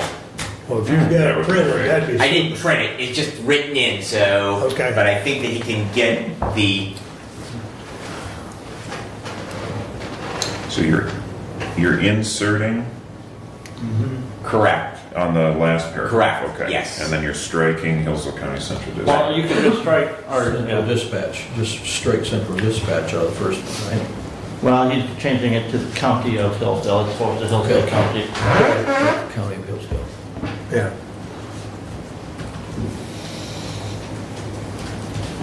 And I suppose to be perfectly correct, it would be English Corporation. Well, I know this body did accept the purchase of the property that 911 sits on. Mm-hmm. So, I mean, that is Right. county property. Right. So soon as you're ready. Good. All right, further discussion on the amendment? Any? All right, we'll do a roll call as soon as you're ready. So the roll call is on the amendment. This is 115. The amendment to Right, 115. yep. Yeah, the amendment to 115, yep. Okay, so let me just read this real quick. Motion to amend resolution by striking Hillsdale County Central Dispatch in the first paragraph and replace with County of Hillsdale and insert on behalf of the County of Hillsdale after aforementioned property in last paragraph. Does that suffice? Okay. I think that's got it captured. Yep. Commissioner Leininger, Yes. Commissioner Ingles, Yes. Commissioner Lanius, Yes. Commissioner Wiley, Yes. Commissioner Benson. Yes. All right, the amendment passes. Is there any other further discussion on the resolution as amended? I would just like to thank Equalization Director Wheeler for his attention to detail, and I'm sure he's watching the feed, so thank you very much, Nick. Yeah, that was a good catch. So, any other comments? All right, now we'll take a roll call on the resolution as amended.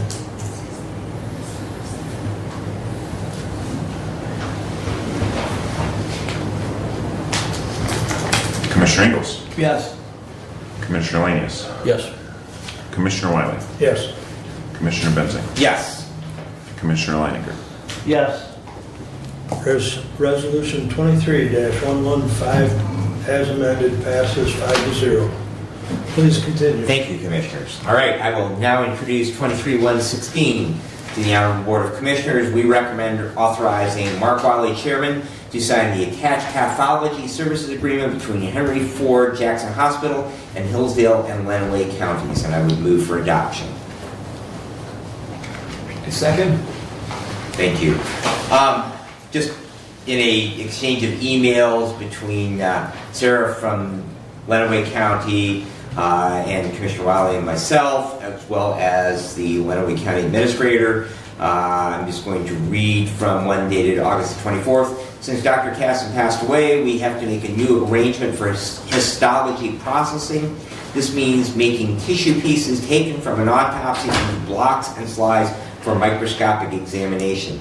Dr. Casson had an individual deal with St. Joseph's Mercy Hospital in Ann Arbor, that is, for histology processing in return for consultation services.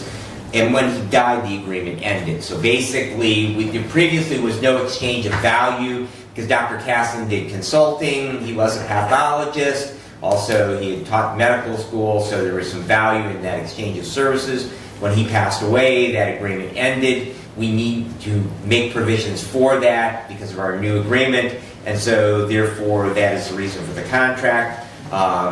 Hopefully that you've had an opportunity to read through all of that. Basically, it boils down to that there would be a fee every time those slides are taken. Henry Ford Jackson, that their lab would process those, and we would then be billed back on those. At Hillsdale County, if it's a Hillsdale County autopsy, we would pay that $75 fee. I'll be happy to try and answer any other questions. Commissioner, the only question I had is in the agreement itself. Okay. In the heading, it says Hillsdale and Lenawee counties. Yes. And then in the first paragraph, it's the Lenawee-Hillsdale Medical Examiner. I don't recall us ever establishing the Lenawee-Hillsdale Medical Examiner. I think we've just entered into a contract with a doctor from Jackson to be the medical examiner. My question is just the legality of that description of office. And I honestly cannot answer that. You are correct that we do not have a joint office. We have entered directly into an agreement. Again, that this whole with the medical examiner, and I will cover it in further detail under my additional report, is an evolving subject. Yeah, this is still fluid, but there is still a physical office and a physical staff in Lenawee, and on the door and on the letterhead still says Hillsdale, Lenawee County medical examiner. And so we are, in a sense, and in perpetuity, we're really still attached to Lenawee to some extent. But it's so fluid. Yeah. There's going to be amendments, probably even to this document.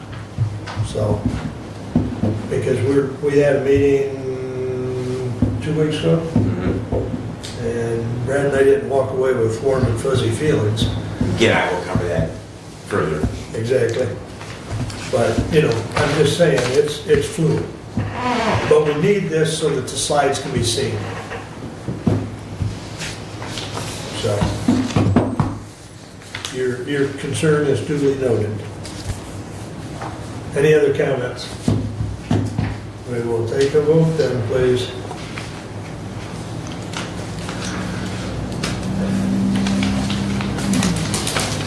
Commissioner Lanius. Yes. Commissioner Wiley. Yes. Commissioner Benzing. Yes. Commissioner Leininger. Yes. Commissioner Ingles. Yes. I believe 116 passes 5-0. Please continue. Thank you, Commissioners.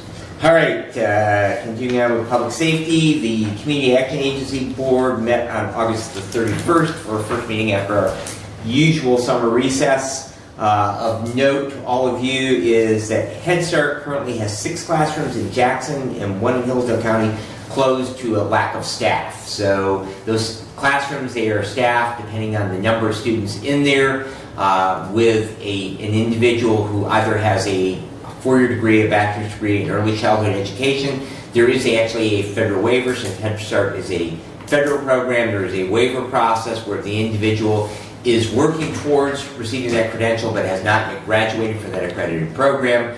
They can receive a waiver and still be that lead teacher in there. There's also at least 1 classroom aide, and if the population in that classroom is higher, then there would be a second additional aide. So they actually have 6 classrooms in Jackson and 1 in Hillsdale County. To answer the question of which classroom is that, that classroom is actually at Camden Frontier Schools. It is in a freestanding building. They have 2 units in that, and one of those 2 classrooms is shut down. Also of note is that North Adams, which actually previously that classroom had been closed because of a lack of staff, is staffed this year. However, they have very, very low enrollment, and there is discussion that perhaps that classroom might be incorporated into a classroom in Jackson. I actually had a discussion with the North Adams superintendent last night, and he asked that I advocate as a Community Action Agency board member that perhaps we would consider, rather than sending students from Hillsdale County to Jackson County, that those Jackson County students might come this way. That might become a logistic thing because, again, relatively small number and the transportation issues around that. But I will continue to report to you on that. Also, you may have heard some news media reports. I know as part of a homeless task force, there were some discussions about building 100 low-income single-family homes in Jackson County. Community Action Agency did make that proposal to the City of Jackson. That proposal was rejected, and it looks like that project will die. The reason being is, as we heard at our last department heads meeting from Marty Taylor, the cost of residential construction is so incredibly high that you're talking, even if you had, such as with Habitat for Humanity houses, with volunteer labor, a couple of $100 per square foot. So if you're building a 1,000 square foot home, which is pretty typical today, you're talking $200,000, which there's no possible way, basically, for those individuals who would occupy those homes, because the idea is that they would then pay those dollars back. They would be completed at a relatively low cost and then pay those dollars back. There's no possible way that they would be able to do those things. So consequently, it looks like that project is going to die because of the high cost of construction. The County Security Committee did meet on September the 7th. I asked Commissioner Ingles if he would report on that because he was in attendance as facilities. Commissioner Wiley, thank you for sitting in. Last week, my wife and I were on a staycation, and so consequently, I was not able to make all of my commitments on that. So they will report on that. The County Medical Control also met on September the 7th. Adoption of these state protocols were delayed until November. That has been an interesting process. The state has actually issued rules since our meeting the previous month in August, where they want a certain method in amending and making any changes in the way those are adopted. So we are going to have a work session the first week of November with the hope that we would have those in place. Once those are adopted, for those of you who have EMS agencies within your district, whether they be fire departments that run medical first responder or transporting EMS, there will be a protocol test that the Met County Medical Control will adopt, and then those will be rolled out for all 4 levels of medical licensure for medical first responder through paramedic. We are also working on adopting a critical care paramedic or MICU, medical intensive care unit set of protocols. There is a set of state protocols for that. We currently only have one agency who does critical care transports, that's for the emergency unit. The hospital and RU will be working with the county EMS providers to raise at least a couple of providers in each department and be able to provide those services so they can provide those critical care transports. We are also looking at the possibility of regionalizing drug boxes. That is something that is done over a neighboring branch, that is Region 5 over there, and they actually have a regional drug box so that if you transport to any of the hospitals within the region, you can do your drug box exchange. The problem that we have right now, particularly in the case of Somerset Township or Addison, in many cases they are going to transport to Henry Ford Hospital in Jackson because it's very honestly closer. It's a 16-minute transport time from Somerset Township in many cases. And so they're going to go there. If they break a Hillsdale County drug box for that patient, they have to go all the way back to Hillsdale Hospital to exchange that drug box. And so the idea is that if we have a regional drug box, with Jackson and Lenawee County as part of that region, when they transport it to that hospital, then that they can do the drug box exchange at the receiving hospital. That would help our local hospital with those costs, because then the hospital that does the drug box exchange, they would then bear, because they're getting the patient and therefore able to bill for services to that patient, whereas if that patient does not get transported to Hillsdale Hospital, our local hospital bears the cost for any of the components of that drug box that were used. So that is something that we are looking into. Prevention Works, our Substance Use Disorder Coalition, will meet on September the 14th. We have a County Child Death Review Team meeting on the 19th. Community Action Agency, Community Development, 911 Board, and Community Corrections Board will all meet on September the 20th. We were successful in the receipt of our Community Corrections grant, and so to the Budget Committee and to Finance Director Ringman, who has now left us, do be looking for that we will be receiving funding for that, and we will need to make the appropriate budget adjustments to set up a budget for that.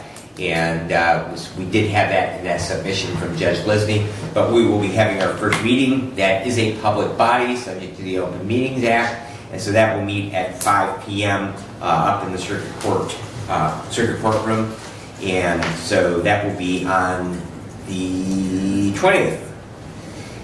And after several meetings with Hillsdale and Lenawee counties, the administrator from Lenawee and Commissioner Wiley and myself, as well as additional meetings with Jackson County, with their administrator and Dr. Reno.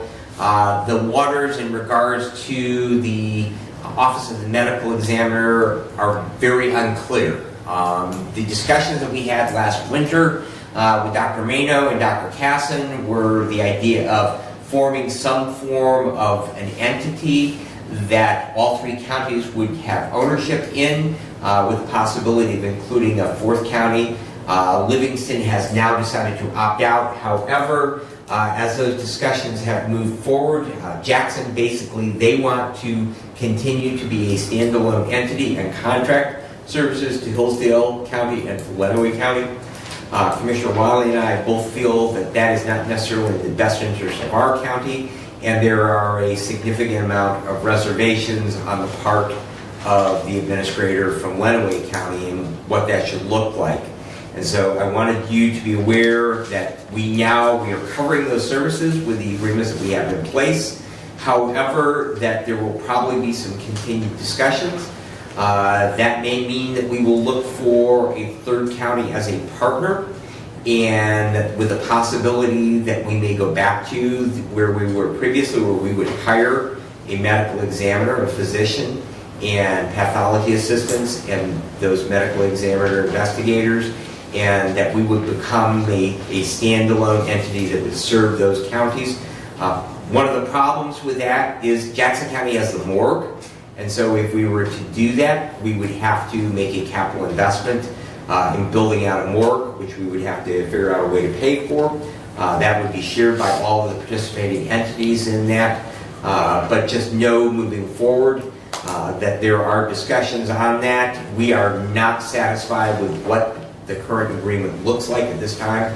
We do not feel that it best serves the interests of our county nor Lenawee County, and that it really is not the direction that we were heading in previously, so we will continue to report to you on that. And the last item that I have for you is, last meeting we had some discussion about the changes in the state sanitary code. I have previously expressed some concerns about that. Commissioner Lanius, you as well did. We have heard some concerns today from Mr. Curry from the Michigan Association of Counties. I have been sharing that information with my townships and hearing a great deal of concern on the township level. Should that pass into law, that will impose a significant burden on the low-income population and the senior population of our county. To replace an engineered septic system, a mountain-type system, $22,000 to $25,000. That is just absolutely unaffordable for a great number of people. And what the process would happen if your septic system is unable to pass, your house gets condemned, and you are unable to live there, and you need to find another place to live. That's not a good situation.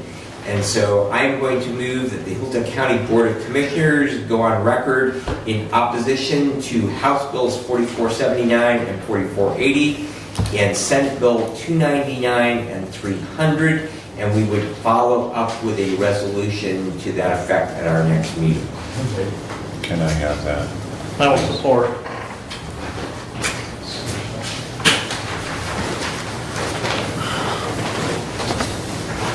Thank you, Commissioner. I think we've heard the discussion on that.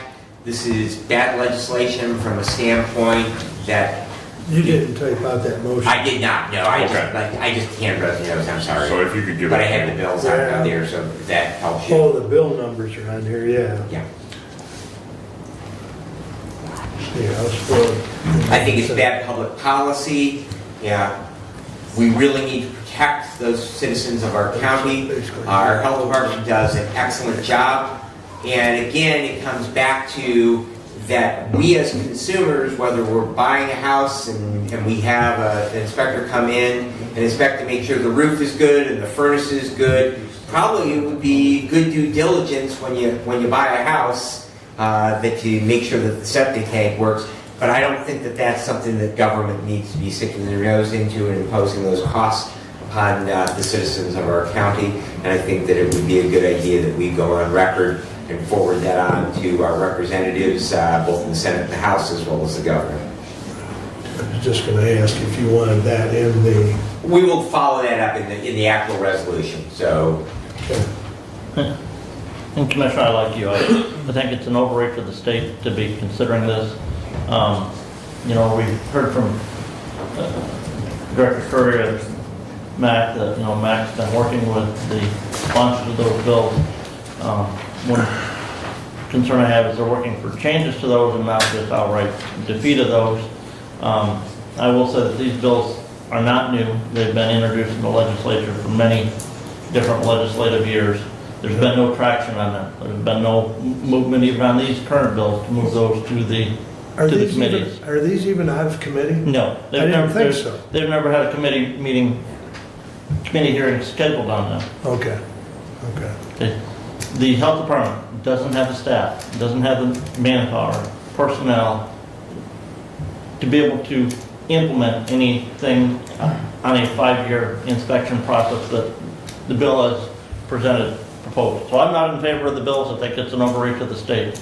I will say that I think the biggest concern we need to have as a county is the issues that the governor's pushing, which is the movement of siting of solar to the Michigan Public Service Commission, because that is a true overreach. And you put that to Public Service Commission, now they can deem that your property is needed for public use and through eminent domain, claim it for installation of a solar project. So, yes, I'm in support of this motion, support of the resolution that comes back, but this is not on the governor's radar to push through.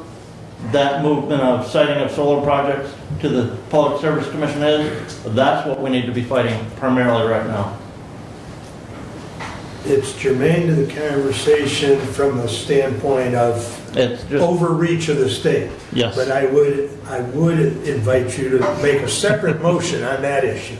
So, Well, the bad thing on that one is there's no legislation been introduced for it yet. correct. Right, and so that would be to wait until such a time, then we have bill numbers. I will say, unfortunately, it's germane, it's subject, Yeah, not pertinent to the motion on the floor, so. correct. Steve? So I had a meeting yesterday at City Council in Jonesville with Mr. Bellino, and I questioned him on these very issues, and he's in total opposition with it. So he's on our side, but again, it doesn't hurt to reiterate our resolution forwarded to him. And I agree with Commissioner Leininger on the solar panel or solar power overreach. And there are numerous bills before the legislature right now, and some of them haven't been completed yet. The final wording isn't done, but there's a lot of them that are looking at some overreach on our counties and townships. So we need to be aware of those. And I don't know if you read the Michigan Township Association magazine that comes out to you. I think you all get it. I don't know if you went through that and just looked at some of the bills that they have in place. I see that you did. There's a bunch of them on the floor. There's a bunch of them on the floor. At least out there, yeah. And that's why my question earlier was about the aggressiveness of this legislation to overreach and take more control of our counties and townships. So, Well, I think this one sends at least a message on these packages of bills. I agree, and I think we need to do it. Okay. Any other comments? We will do a roll call on the motion to oppose. Well, let me read it and make sure I have the House bills and Senate bills right, because I was reading. Okay, please do it. Motion that the Hillsdale County Board of Commissioners go on record opposing House Bill 4479 and 4480. Correct. And Senate Bill 299 and Senate Bill 300 with a follow-up resolution at the next regular meeting. Okay, very good. Commissioner Wyatt. Yes. Commissioner Benson. Yes. Commissioner Leininger. Yes. Commissioner Ingles. Yes. Commissioner Lanius. Yes. Your motion passes. Thank you, Commissioners, and I will follow up with that resolution. And I will say, back to Commissioner's comment, that we do something similar when we find out the bills for the movement of siting of solar systems to the Public Service Commission from local. Right. We may need to address that before then, because the conversations I've had with legislative members is they fully envision that legislation will be introduced, referred to committee, discharged from committee, and passed on the floor in a matter of hours. Elections have consequences. Stay abreast of that, because we may have to respond quickly as well. But any other comments or questions for Brad? The last item, I did want to thank you, Commissioner Lanius, for the reference to the MTA magazine. In the most recent one, and we talked a little bit about it last meeting in regards to changes for fire departments in training requirements. There is a very good summary in the most recent MTA magazine. And if you have not caught that article, I would strongly suggest that you read it and also just mention it to your township boards, whether they have fire departments or not, because if they don't have a fire department, they're contracting with somebody for fire department services, and it will affect them as well. So as far as in recruiting, both members of the fire departments, retaining members of the fire departments, and also fire company officers. I'd be happy to answer any questions. Not on that, Commissioner, but back to the medical examiner. Yes. So Jackson County doesn't want to enter into a cooperative agreement as far as operations oversight of that office. They want to continue to contract out. Are they wanting increased contract fees? Currently, no. No. And the other problem, and correct me if I'm wrong, but I feel like we're getting somewhat of mixed signals, which is part of the problem as well. Dr. Mano is more in line with what we wanted to do that Dr. Casson presented to the group back in the wintertime. And The administrator. Mike, the administrator, has kind of a different idea. And so, you know, I think even within Jackson County, there's a little bit of confusion as to how we move forward. And perhaps that hearts and minds can be changed with the showing of a united front and a willingness to, you know, if we can't create that cooperative agreement, and that we announce that we're, you know, pursuing other opportunities, that perhaps those hearts and minds can be changed. And just, what does Branch County do for their? They actually contract with a Hillsdale County physician. He's out of Litchfield. And then I believe that they send their autopsies to Grand Rapids for autopsy. I don't remember. But yes, It's they either would Grand be Rapids- one of the individuals, because it would create a Hillsdale, Lenawee, Branch County partnership. So they would be definitely, and we have a pretty good relationship with the administrator in Branch County. Yep. And so we will be reaching out to him. And Well, and to go along with that, Brad and I have met with Kim Murphy, who is the administrator in Lenawee, and we've had this discussion, and we've actually, Teresa Fisher, I got the agreement that, you know, we utilize for the health department as far as the 3 counties. And so some of that discussion is do we use that as a model if we join, you know, like Brad just said, Branch, Hillsdale, and Lenawee. You know, the agreement would be a little different, but at least it provides us a model that's been working, you know. So we'll keep you abreast, but it's... How long is the agreement, the current agreement, in place? basically that agreement goes until the parties decide that they don't want to do it. I don't think there was an end date on that. No. I think that was open-ended. Right. So, I did not find time to type up my notes from the security meeting, so there you go. Okay?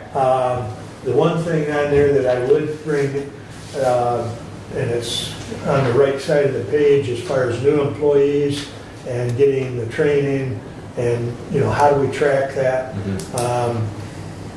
David printed me off a BSNA software sheet of employees, and we've had, according to this, 22 new employees since the first year. Have they all received the training?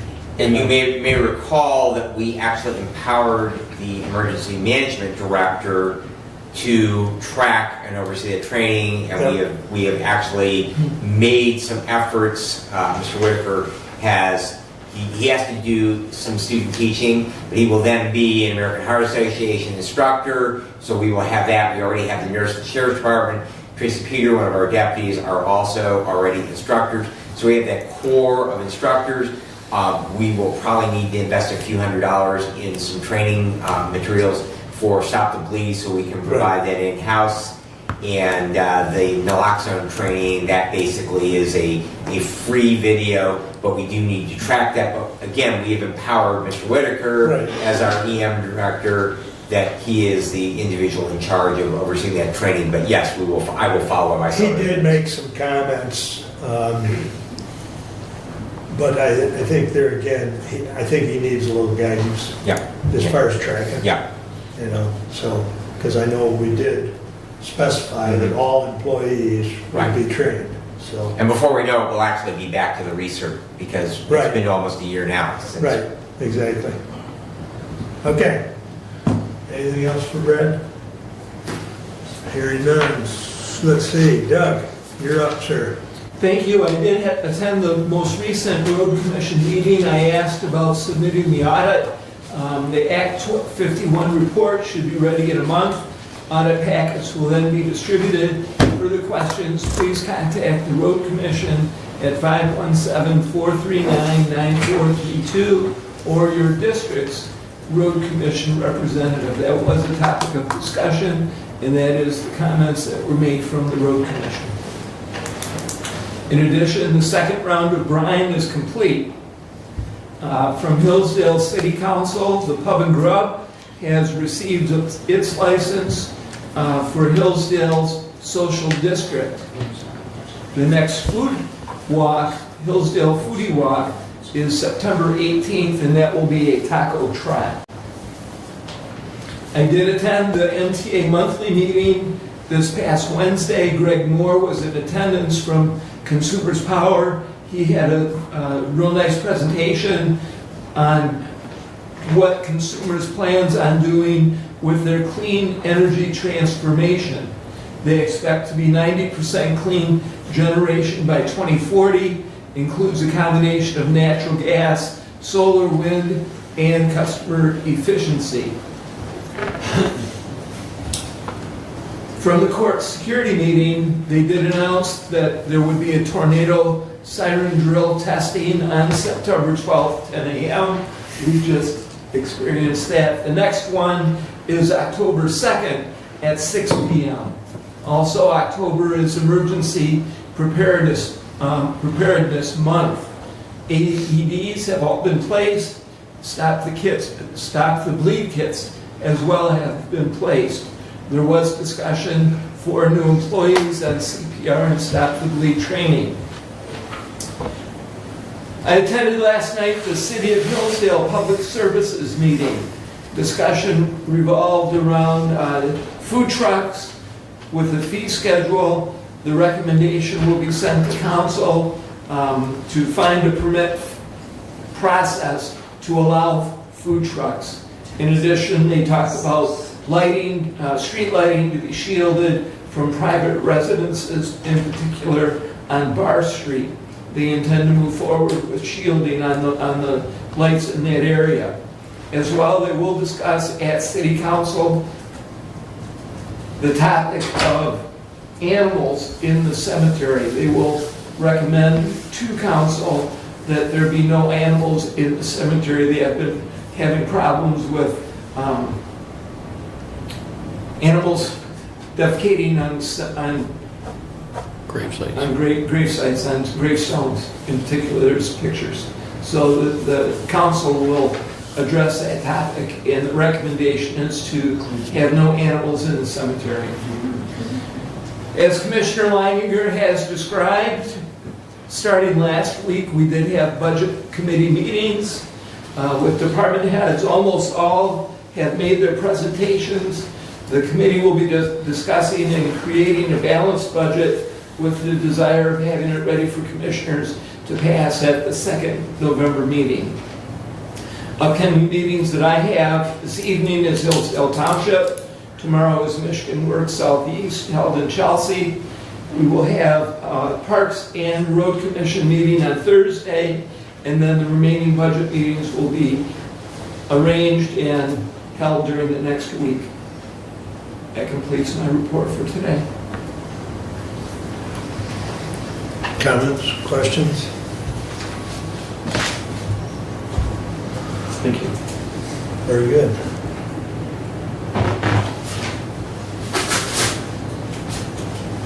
We still need to meet on that diagram. Yes, we do. I have received from Nathan Hall a diagram on the DHHS building. Facilities Committee will meet, in particular Commissioner Wiley and myself, and we will have more information to follow soon on what we discuss, as well as the other options that may be available.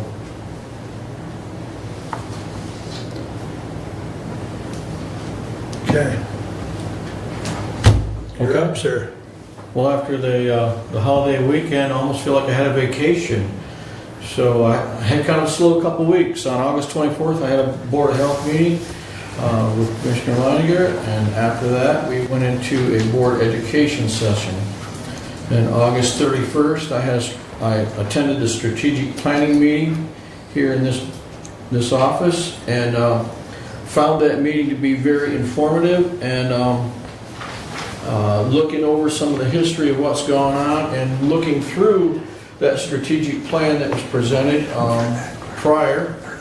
I kind of highlighted some of the things that were not accomplished through that strategic plan, and when I got done with the presentation, I had more highlight than I did white paper. So I was kind of surprised at all the things that were not accomplished from that strategic plan that was presented in years past. And looking that over, most of the items that were not completed were due to budgetary constraints. So going forward, I don't know how we're going to go down that path with the strategic plan and how the budget's going to fit into all this. But I guess that will remain to be seen. I would say it would continue to be the restraining item of completing all of those items on that strategic plan. Due to lack of financing, I presume. Yes. Well, the interesting thing, and I know you were both there, is, there were some of the items that were identified in 2017 that have gotten completed. Yes. So, it's not like it wasn't a complete failure. Right. It's important that you kind of keep in mind that, this is kind of a wants and needs list, and we work, we try and prioritize it, Sure. and then we work down the list. Sure. So, I mean, if you get a handful of them off in a 5-year period, I guess that's at least movement in the right direction. And probably sometimes if you get one or two off, due to budget constraints, Correct. you're probably doing well. So I do have a busy week coming up. I have several meetings scheduled, as well as the Township Hall on Thursday. So that will complete my report. Any questions for Steve? All right. That brings me up with a couple action items. I will read 23-119 to the Honorable Board of Commissioners. Each odd-numbered year, the Board of Commissioners has the opportunity to appoint 2 members to the Board of Canvassers for a term of 4 years. 1 member from each major political party is to be appointed from a list of 3 people submitted to the county clerk by the respective parties. The lists submitted from the political parties are as follows: Republican, Florence Peter, Mary Jo Dunlap, Penny Swan. Democrat, Mary Rogers, Alicia Taylor, Jeff Cooley. According to MCL 168.24C, a ballot was given to the Board of Commissioners, and the tally as follows. And Abe has those. And then there's a space where that can be filled in as far as the votes. Furthermore, we recommend the appointees of the following to the Board of Canvassers for a term of 4 years, commencing November 1st, 2023 and expiring October 31st, 2027. And then, of course, Republican, Democrat is listed, and those names will get filled in, I believe, correct? I will fill them in. So I submit this resolution. Commissioner, I believe that we need to vote first, and then so that those names can be filled in. We need a support. Well, we need a first. support to get it on the floor. I'll support the motion. Thank you. But yes, now you need to tally, or Please put your name on the ballot because I have to read it aloud, which seems... Doesn't it go for discussion? Yes. we can. Yes. Yes. It's just that you had a commissioner that asked us to do the vote, so. But we can certainly discuss it, Steve. in the current light of the Republican Party split in the county, and everyone knows that there is a split in the Republican Party, our job as commissioners is to serve and protect the constituents of our county. Until this Republican split is completely resolved by the Michigan GOP, I would move to table this vote. And the reason being is we owe it to our constituents to sort this out, and it needs to be sorted out in a manner that everyone is confident that that is resolved in the correct legal manner that it should be. And so I move to table this vote until we have that matter resolved.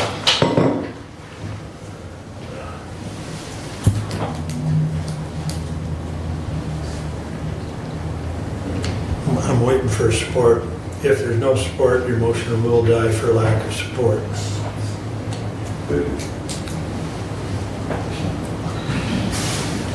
Hearing no support, I'm afraid your motion dies for lack of support, Steve. Well, that's extremely disappointing. There is some time limitations on this. I believe this has to be completed.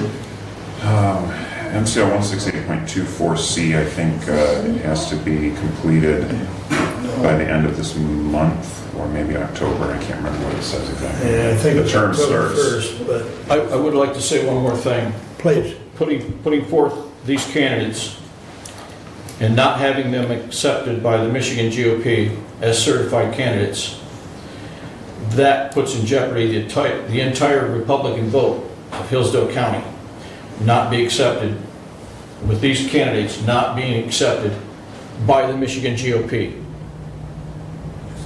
or certified by the Michigan GOP. These candidates that we put forward will have to be certified by the Michigan GOP.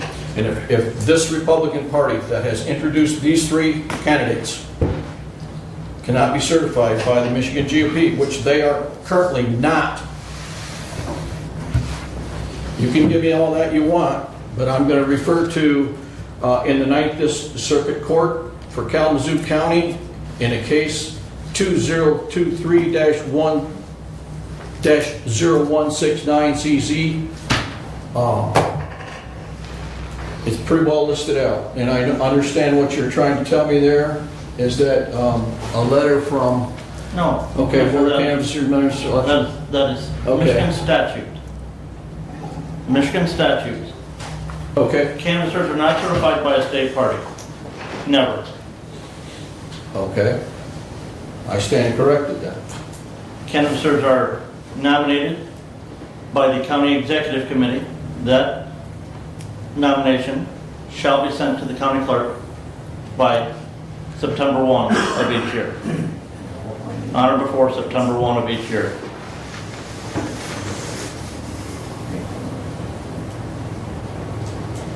The Michigan Party, in that case you just referenced, Michigan Republican Party has no say in who the county party is. And I can get you additional documentation from council in that party, in that suit.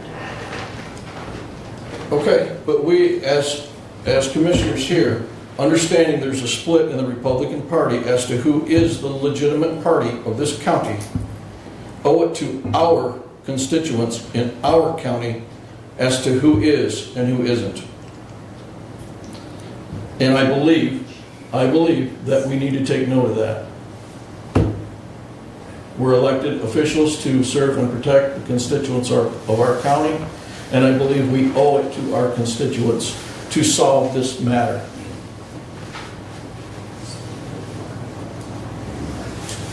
Once again, I put it up for table.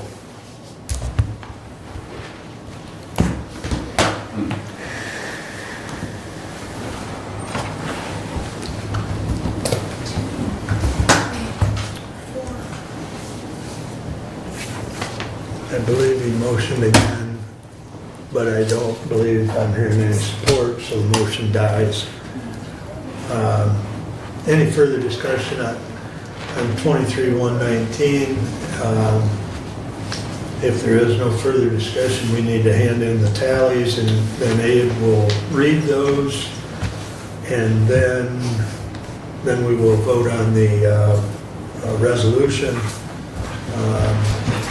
He will insert the names and the numbers at a later, or probably with diligence, he'll do it right off. But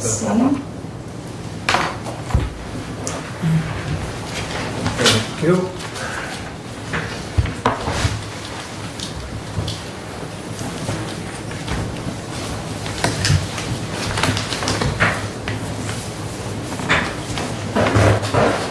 Are you not going to turn mine, Steve?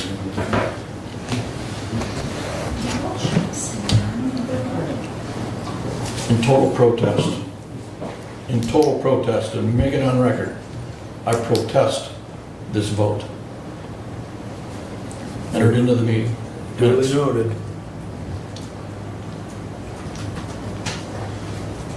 But I do believe you need to vote though, because you do not have grounds to abstain, I understand. so. But your concern is duly noted. Okay. So, do I read these and then just kind of make this the roll call, or I guess I can't? The roll call would be on the Entire resolution. resolution. So I'm going to read them, I'll enter them here, and then we'll Correct. vote on the resolution. Commissioner Lanius, the Democrat nominee he voted for was Jeff Cooley. And the Republican nominee is Lawrence Peter. Doug Ingalls, the Democrat nominee he voted for was Mary Rogers, and the Republican nominee was Lawrence Peter. Commissioner Benzing, the Democrat nominee he voted for was Jeff Cooley, and the Republican nominee was Mary Jo Dunlap. Mark Wiley, the Democrat nominee he voted for was Mary Rogers, and the Republican was Mary Jo Dunlap. And Commissioner Leininger, the Democrat nominee he voted for was Mary Rogers, and the Republican was Lawrence Peter. So, I believe it's Lawrence Peter and Mary Rogers, is that? Sounds right. 2 and 2. Well, they needed 3 votes. 3 and 3. I think both of them got 3. Okay. Is that correct? I will tell you in just a moment. He's penciling it in, so we'll get, Yeah. Okay. okay, 3 for Mary Rogers and Lawrence Peter. Okay, All right, I'll fill that in later then. all right, that's, Resolution or the we're roll call. official with the process anyways. It's strange because they want the ballot, but it can't be a secret ballot, so it's basically like a roll call anyway. Right. All right, now, we will do a roll call on the resolution, keeping in mind that in the middle part of the resolution there, the tallies will be, The votes will be there. yeah, the votes will be there, and then the 2 The top vote getters will be in that lower section. Lawrence Peter and Mary Rogers. Correct. So we will do the roll call now. Commissioner Benzing, Yes. Commissioner Leininger, Yes. Commissioner Ingalls, Yes. Commissioner Lanius, Nope. Commissioner Wiley. Yes. All right, resolution 23-119 passes 4-1. All right.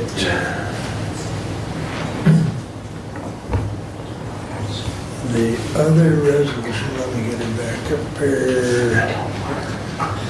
The Personnel Committee is bringing the new hiring policy, which would supersede the old one. And I will read it, and then we'll get it on the floor to be able to discuss it. To the Honorable Board of Commissioners, whereas the County of Hillsdale desires better communication between the judiciary, appointed department, elected officials, appointed department heads, and Board of Commissioners, and whereas the Board of Commissioners wish to standardize the filling of open employment positions with the county, including issues of approval prior to hiring new employees. Therefore, be it resolved that the following hiring policy is hereby adopted, which will also include the hiring of any contractual employees.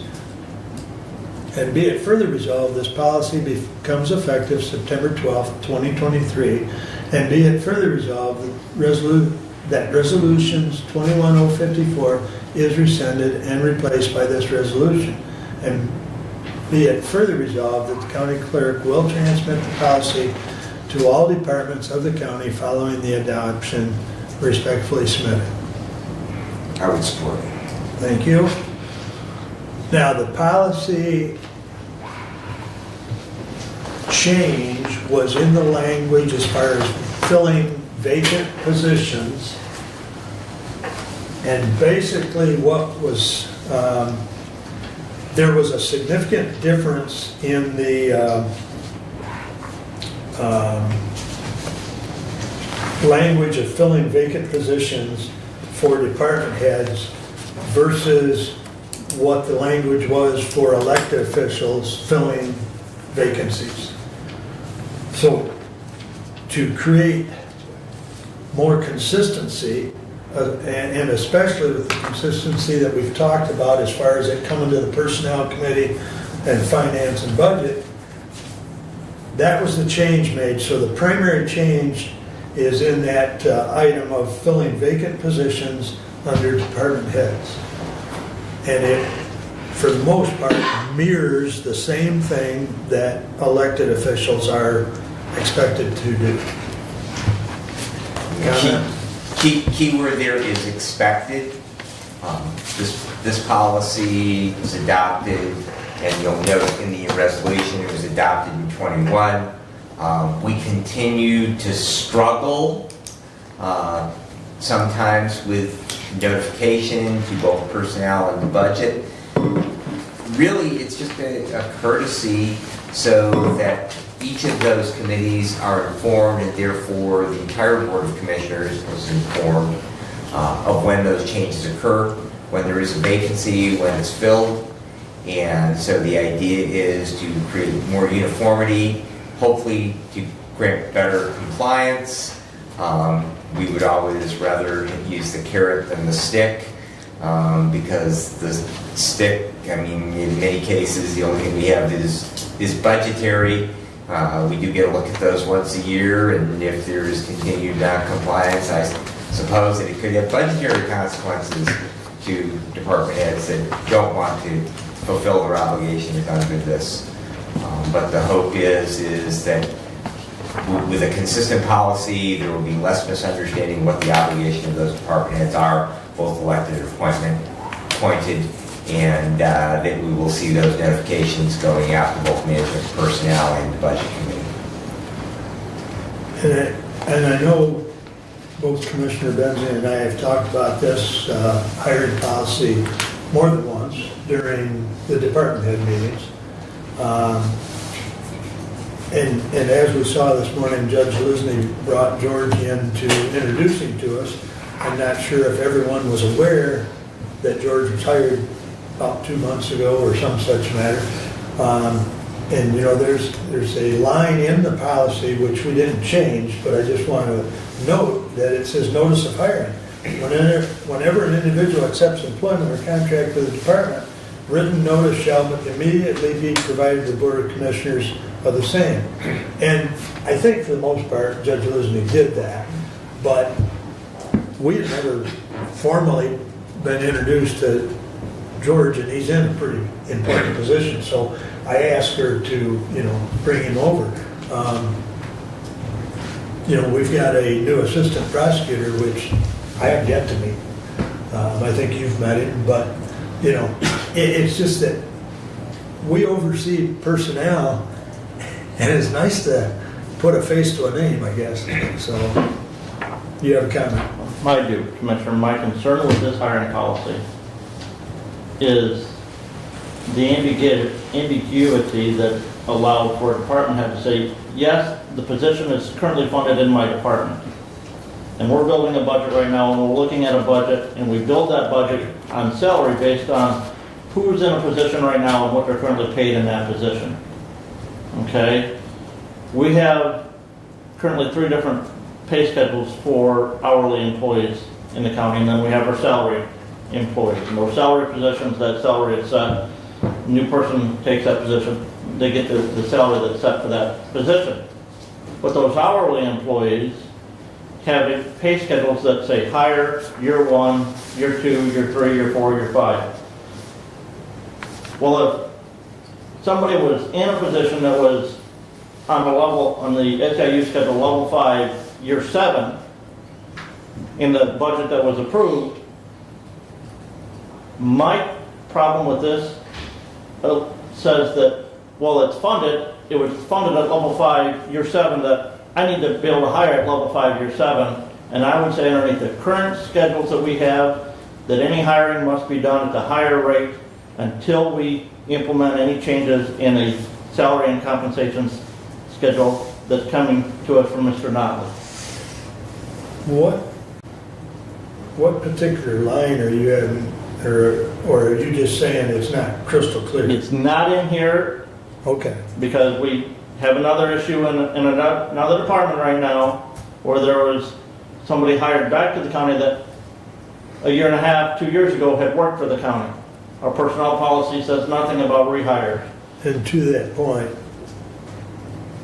Brett and I have reached out, and we need to work on that some more, but we've reached out to the labor attorney to help us put something in the personnel handbook addressing that issue. And I would advise changing that personnel policy right now till we figure out what we're getting back in that report from Mr. Notley. Oh, agreed. But again, But we're because working on some language. this says, yeah, it was funded. Well, yes, it was funded, but you had somebody who had been with the county for 30 years and they retired.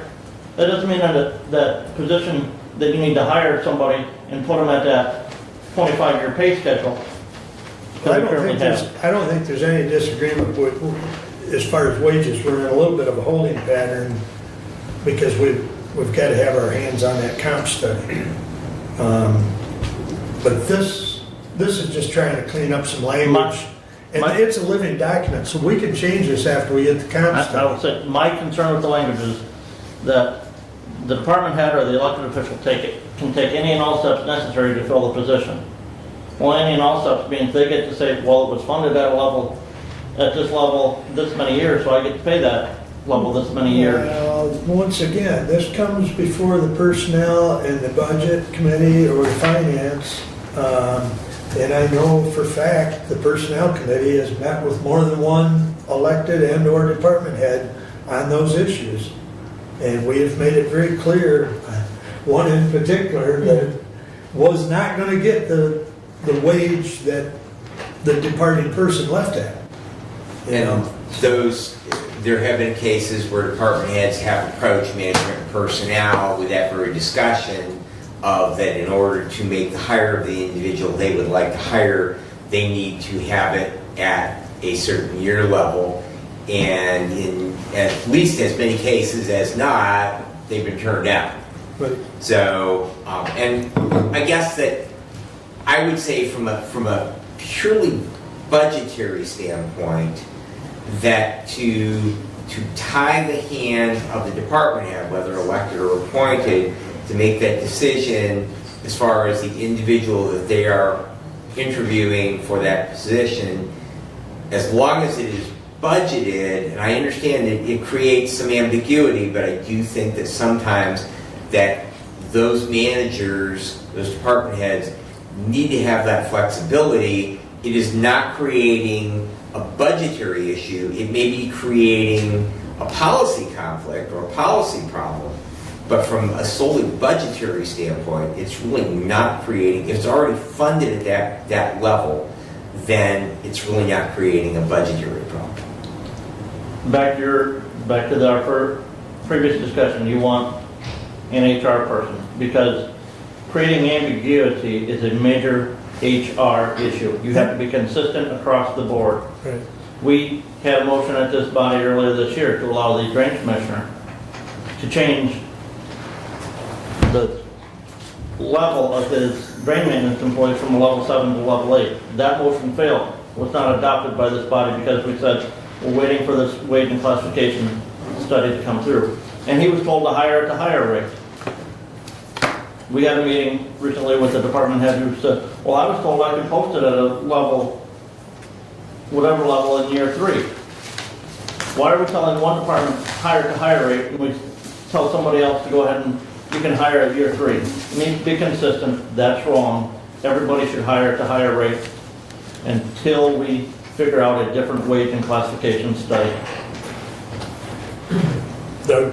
To your question about department heads taking all steps, the wording also says, prior to that portion of the sentence, upon providing said information.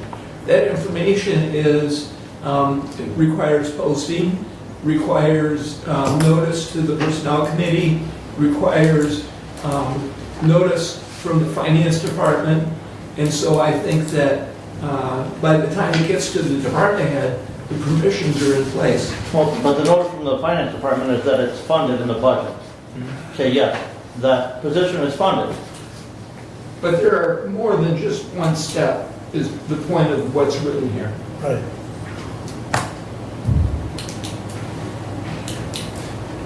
And the attempt of the Personnel Committee was to make more consistent of what we've preached all year as far as coming to the Personnel Committee, Finance, and the filling the vacant position for department heads was totally different. And so it was outside of what we've preached all year. So we just changed the language to basically mirror the same filling vacant position in the elected section. Because there's really two sections here where you've got department heads and elected. The rest of it we left alone. So, anyways, further discussion? Can I just add one thing? On the actual resolution, you're saying it's between judiciary, appointed department, and elected officials, and then you said appointed department heads. Shouldn't that appointed department be where the department heads is? Oh, I see what you're saying. In the resolution itself, Yes, Stephanie? Yeah, there's like one extra set of appointed department. exactly. Yeah. We just need to strike one of those. You see what she's saying? That was a copy and paste from the old one, I'm pretty sure, so. Good catch. Good catch. I thought it sounded funny when I was reading It it. did go Yeah. well. So appointed department elected officials, Yeah. That appointed department move to strike. Thank you. second. So this is Right. right here, it's striking that. The appointed department after the word judiciary needs Correct. to be stricken. And then you want to do a capital A on your appointed. Yes, on the second. Yeah, and then there'd be a capital A on the appointed comment, after. yeah. Yep, exactly. Takes ability. Thank you, Stephanie. I won't, as far as capitalization, formatting things, I'm not going to include that in the motion, I'll just do that. But Right. Yeah, that's a housekeeping. Yep. All right. Get this in here. So as soon as Abe gets that in, since this is just kind of a housekeeping strike, we'll just yea or nay. Then we'll do a roll call on the whole thing. Okay, so, voice vote on the motion to amend resolution by striking the first occurrence of appointed department. Right. Got that right? Yep. And that was moved by Brent and seconded by Doug. Yes. Thank you. Any discussion on that? Hearing none, all those in favor signify by saying aye. Aye. Opposed, same sign. All right, any further discussion on the resolution as amended?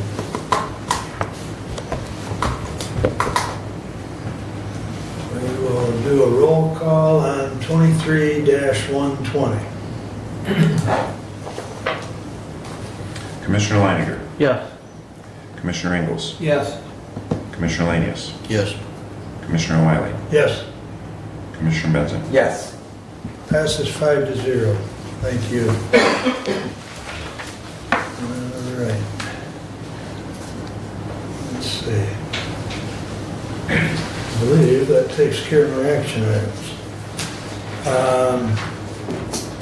With fair forthcoming, wanted to mention that the Michigan Memorial Wall will be there again Sunday through Wednesday, if my memory serves. Commissioner, if I may, that's the Vietnam Veterans Michigan Traveling Memorial Wall. Correct. Although I will say that they have created some other little boards or monuments, or I don't remember what they look like, but to include the Afghan and Iraq veterans. But that kind of off to one side. But it's a nice tribute to those that have fallen in Michigan. With that, I had a VA meeting yesterday. It feels like a week already. But we're running under budget, and Renee informed us of we're going to get a little uptick as far as the soldiers and sailors. I think it was about 184,000, I believe. Right, because statutory, we have to take 1/10 of 1 mil in property tax revenue that the county will receive and designate that to the soldier sailors relief fund. Correct. So that will be an increase. And then just for the sake of everyone, the amount that's budgeted for the office is a separate amount. Correct. And statute also addresses that once we have established that office, it needs to be funded. So statutorily, we're committed. Yeah. Appreciate the work that office does. They have done a lot of work, and we discussed, we're spending, and I should probably bring it up to Derek or the budget committee. We were looking at trying to somehow add a line in there so that we can specifically track advertising. Because she noted yesterday that doing the radio spots that we do increases the flow of veterans to the office. And when maybe we go for a week or two without those radio spots, the activity in the office slows down. So they are effective. But there was some discussion that it'd be nice if we could add a line that, specifically so we could track the dollars spent. Now, some of that grant that she gets from the state of Michigan, when she applies for that grant, there's $12,000 in there that are ear tagged out of that grant specifically for advertising. So, a lion's share of advertising comes out of that. And we did receive that grant again. I don't remember the total dollars on it, but so. Anyways, that's all I have unless there's a question or two. You're going to be here for the next commission meeting? No? Not on that Tuesday, no, sir. I was wondering. Because that's show day, isn't it? Unless we decide to move that to Wednesday that week, but no, I will not be here on Tuesday. I would be at the morgue later that day if I decided to. That would definitely require an autopsy. Yes. As a customer, not as a visitor. Okay. All right. I don't know about the autopsy being bludgeoned to death, is usually obvious.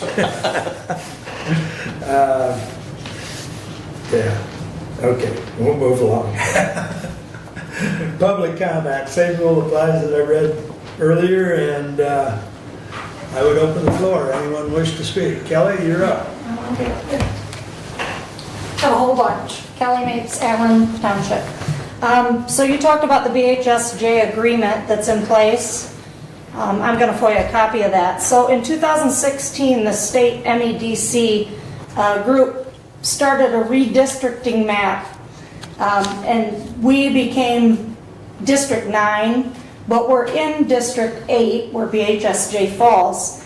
So I personally, as a citizen, don't feel we're in alignment with many of the agencies in Hillsdale County that support and do work with Hillsdale, Lenawee and Jackson, AAA, CAA, Head Start. There's a whole list. You can get on and look up District 9 and talk about the collaborative agencies. My question is at what point, and what benefit would it be if our health department just became the Hillsdale Health Department, like Lenawee and Jackson County? AAA Services Branch, St. Joseph, where AAA here serves Hillsdale, Lenawee, and Jackson. We're not in alignment. It's confusing for citizens. I want you guys to think about that. You talked about the canvassers. My question is, the MCL says that we can have a copy of a printed receipt. I personally went to get a printed receipt at the end of the election, the last election, and I was refused it. MCL says I can take a copy of that receipt at the end of the night. I plan to do that again this year. I know Penny Swan's done it in the past, posted it on Facebook. I would like that to be taken care of so that doesn't happen. Let's see, I have a whole bunch of stuff. I'd like to see county decals on all of the vehicles. The road commissions are about this big. Your drain commissioner, I don't even know if he has them, but somebody posted a picture of one of the road commission big trucks and had the big decal. I don't mean, it's not that big, but it is nice to go down the road and look and see what's a county truck, what's not a county truck, or a county vehicle.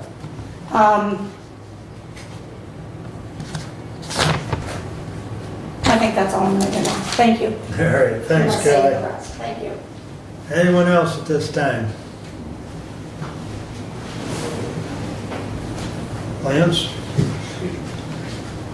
So, just so it's on record, there were 3 canvassers submitted by the legitimate sanctioned party by the MIGOP, and it would have been nice if those that were submitted were on the agenda for some type of transparency so that people would know.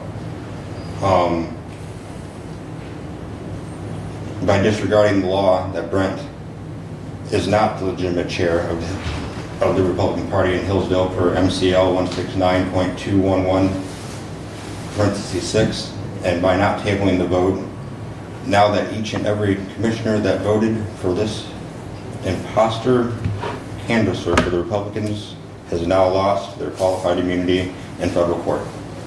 That's all. Thanks. Thank you. Anyone else? Thank you all for, there you go, Bob. You almost missed out. Getting there. Thank you, sir. Common sense. Common sense, absolutely. Mr. Laney has brought up. It's common sense to bring that motion up, and it's common sense for every one of you to have said, yes, this is what we need to do. And I'm very surprised Doug Ingles did not support that. As well as the 3 here, the common sense is we have been looking down the road just what is going to take place. I'm not trying to divide the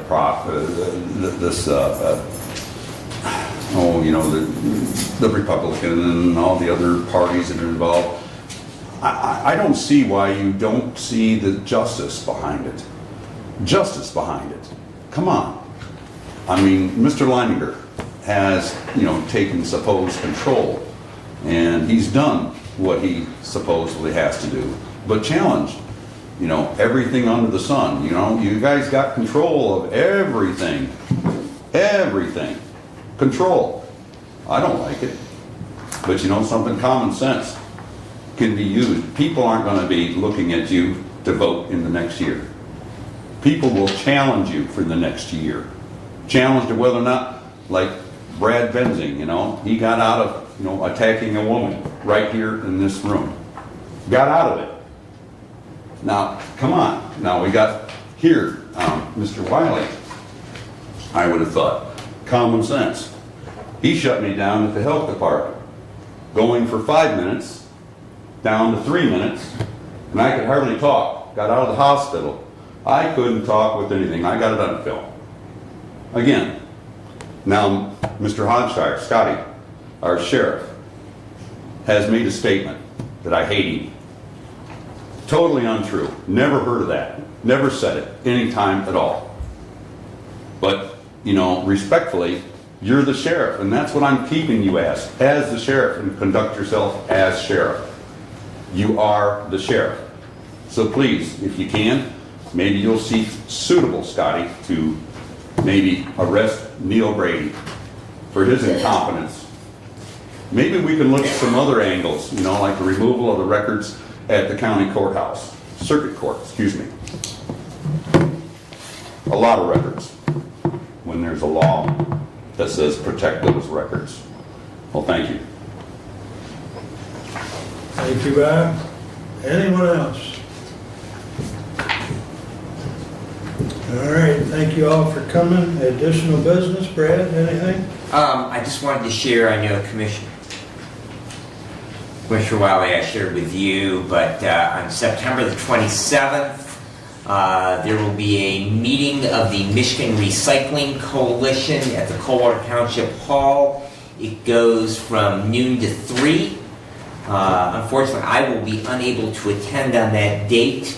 There is an optional tour at 11:30 of the Coldwater Township Single Stream Collection Program. There is also a Zoom option available on that if anyone of you would like to see that or to share it with your respective districts. That would be, go ahead and I can forward that email along to you on that. But as we move forward with revising our county solid waste management plan, materials management plan, it is a good idea to be informed in regards to what our requirements are under that. Thank you. Doug, additional business? Not today. Steve? Brent? 988. Now from where, remember 911 for emergency. 988 is the simplified phone number for suicide prevention hotline. September is Suicide Prevention Awareness Month. As I will not be with us at our next meeting, I want to make sure that we take this time to remember those that are dealing with mental health disease and issues in our community. We don't know when we will be affected directly by that situation, but it is devastating to those who are left. So reach out if you have any thought of self-harm, self-hurt, please reach out for help. That 988 is an easy number to remember. Very well said. With that, we'll stand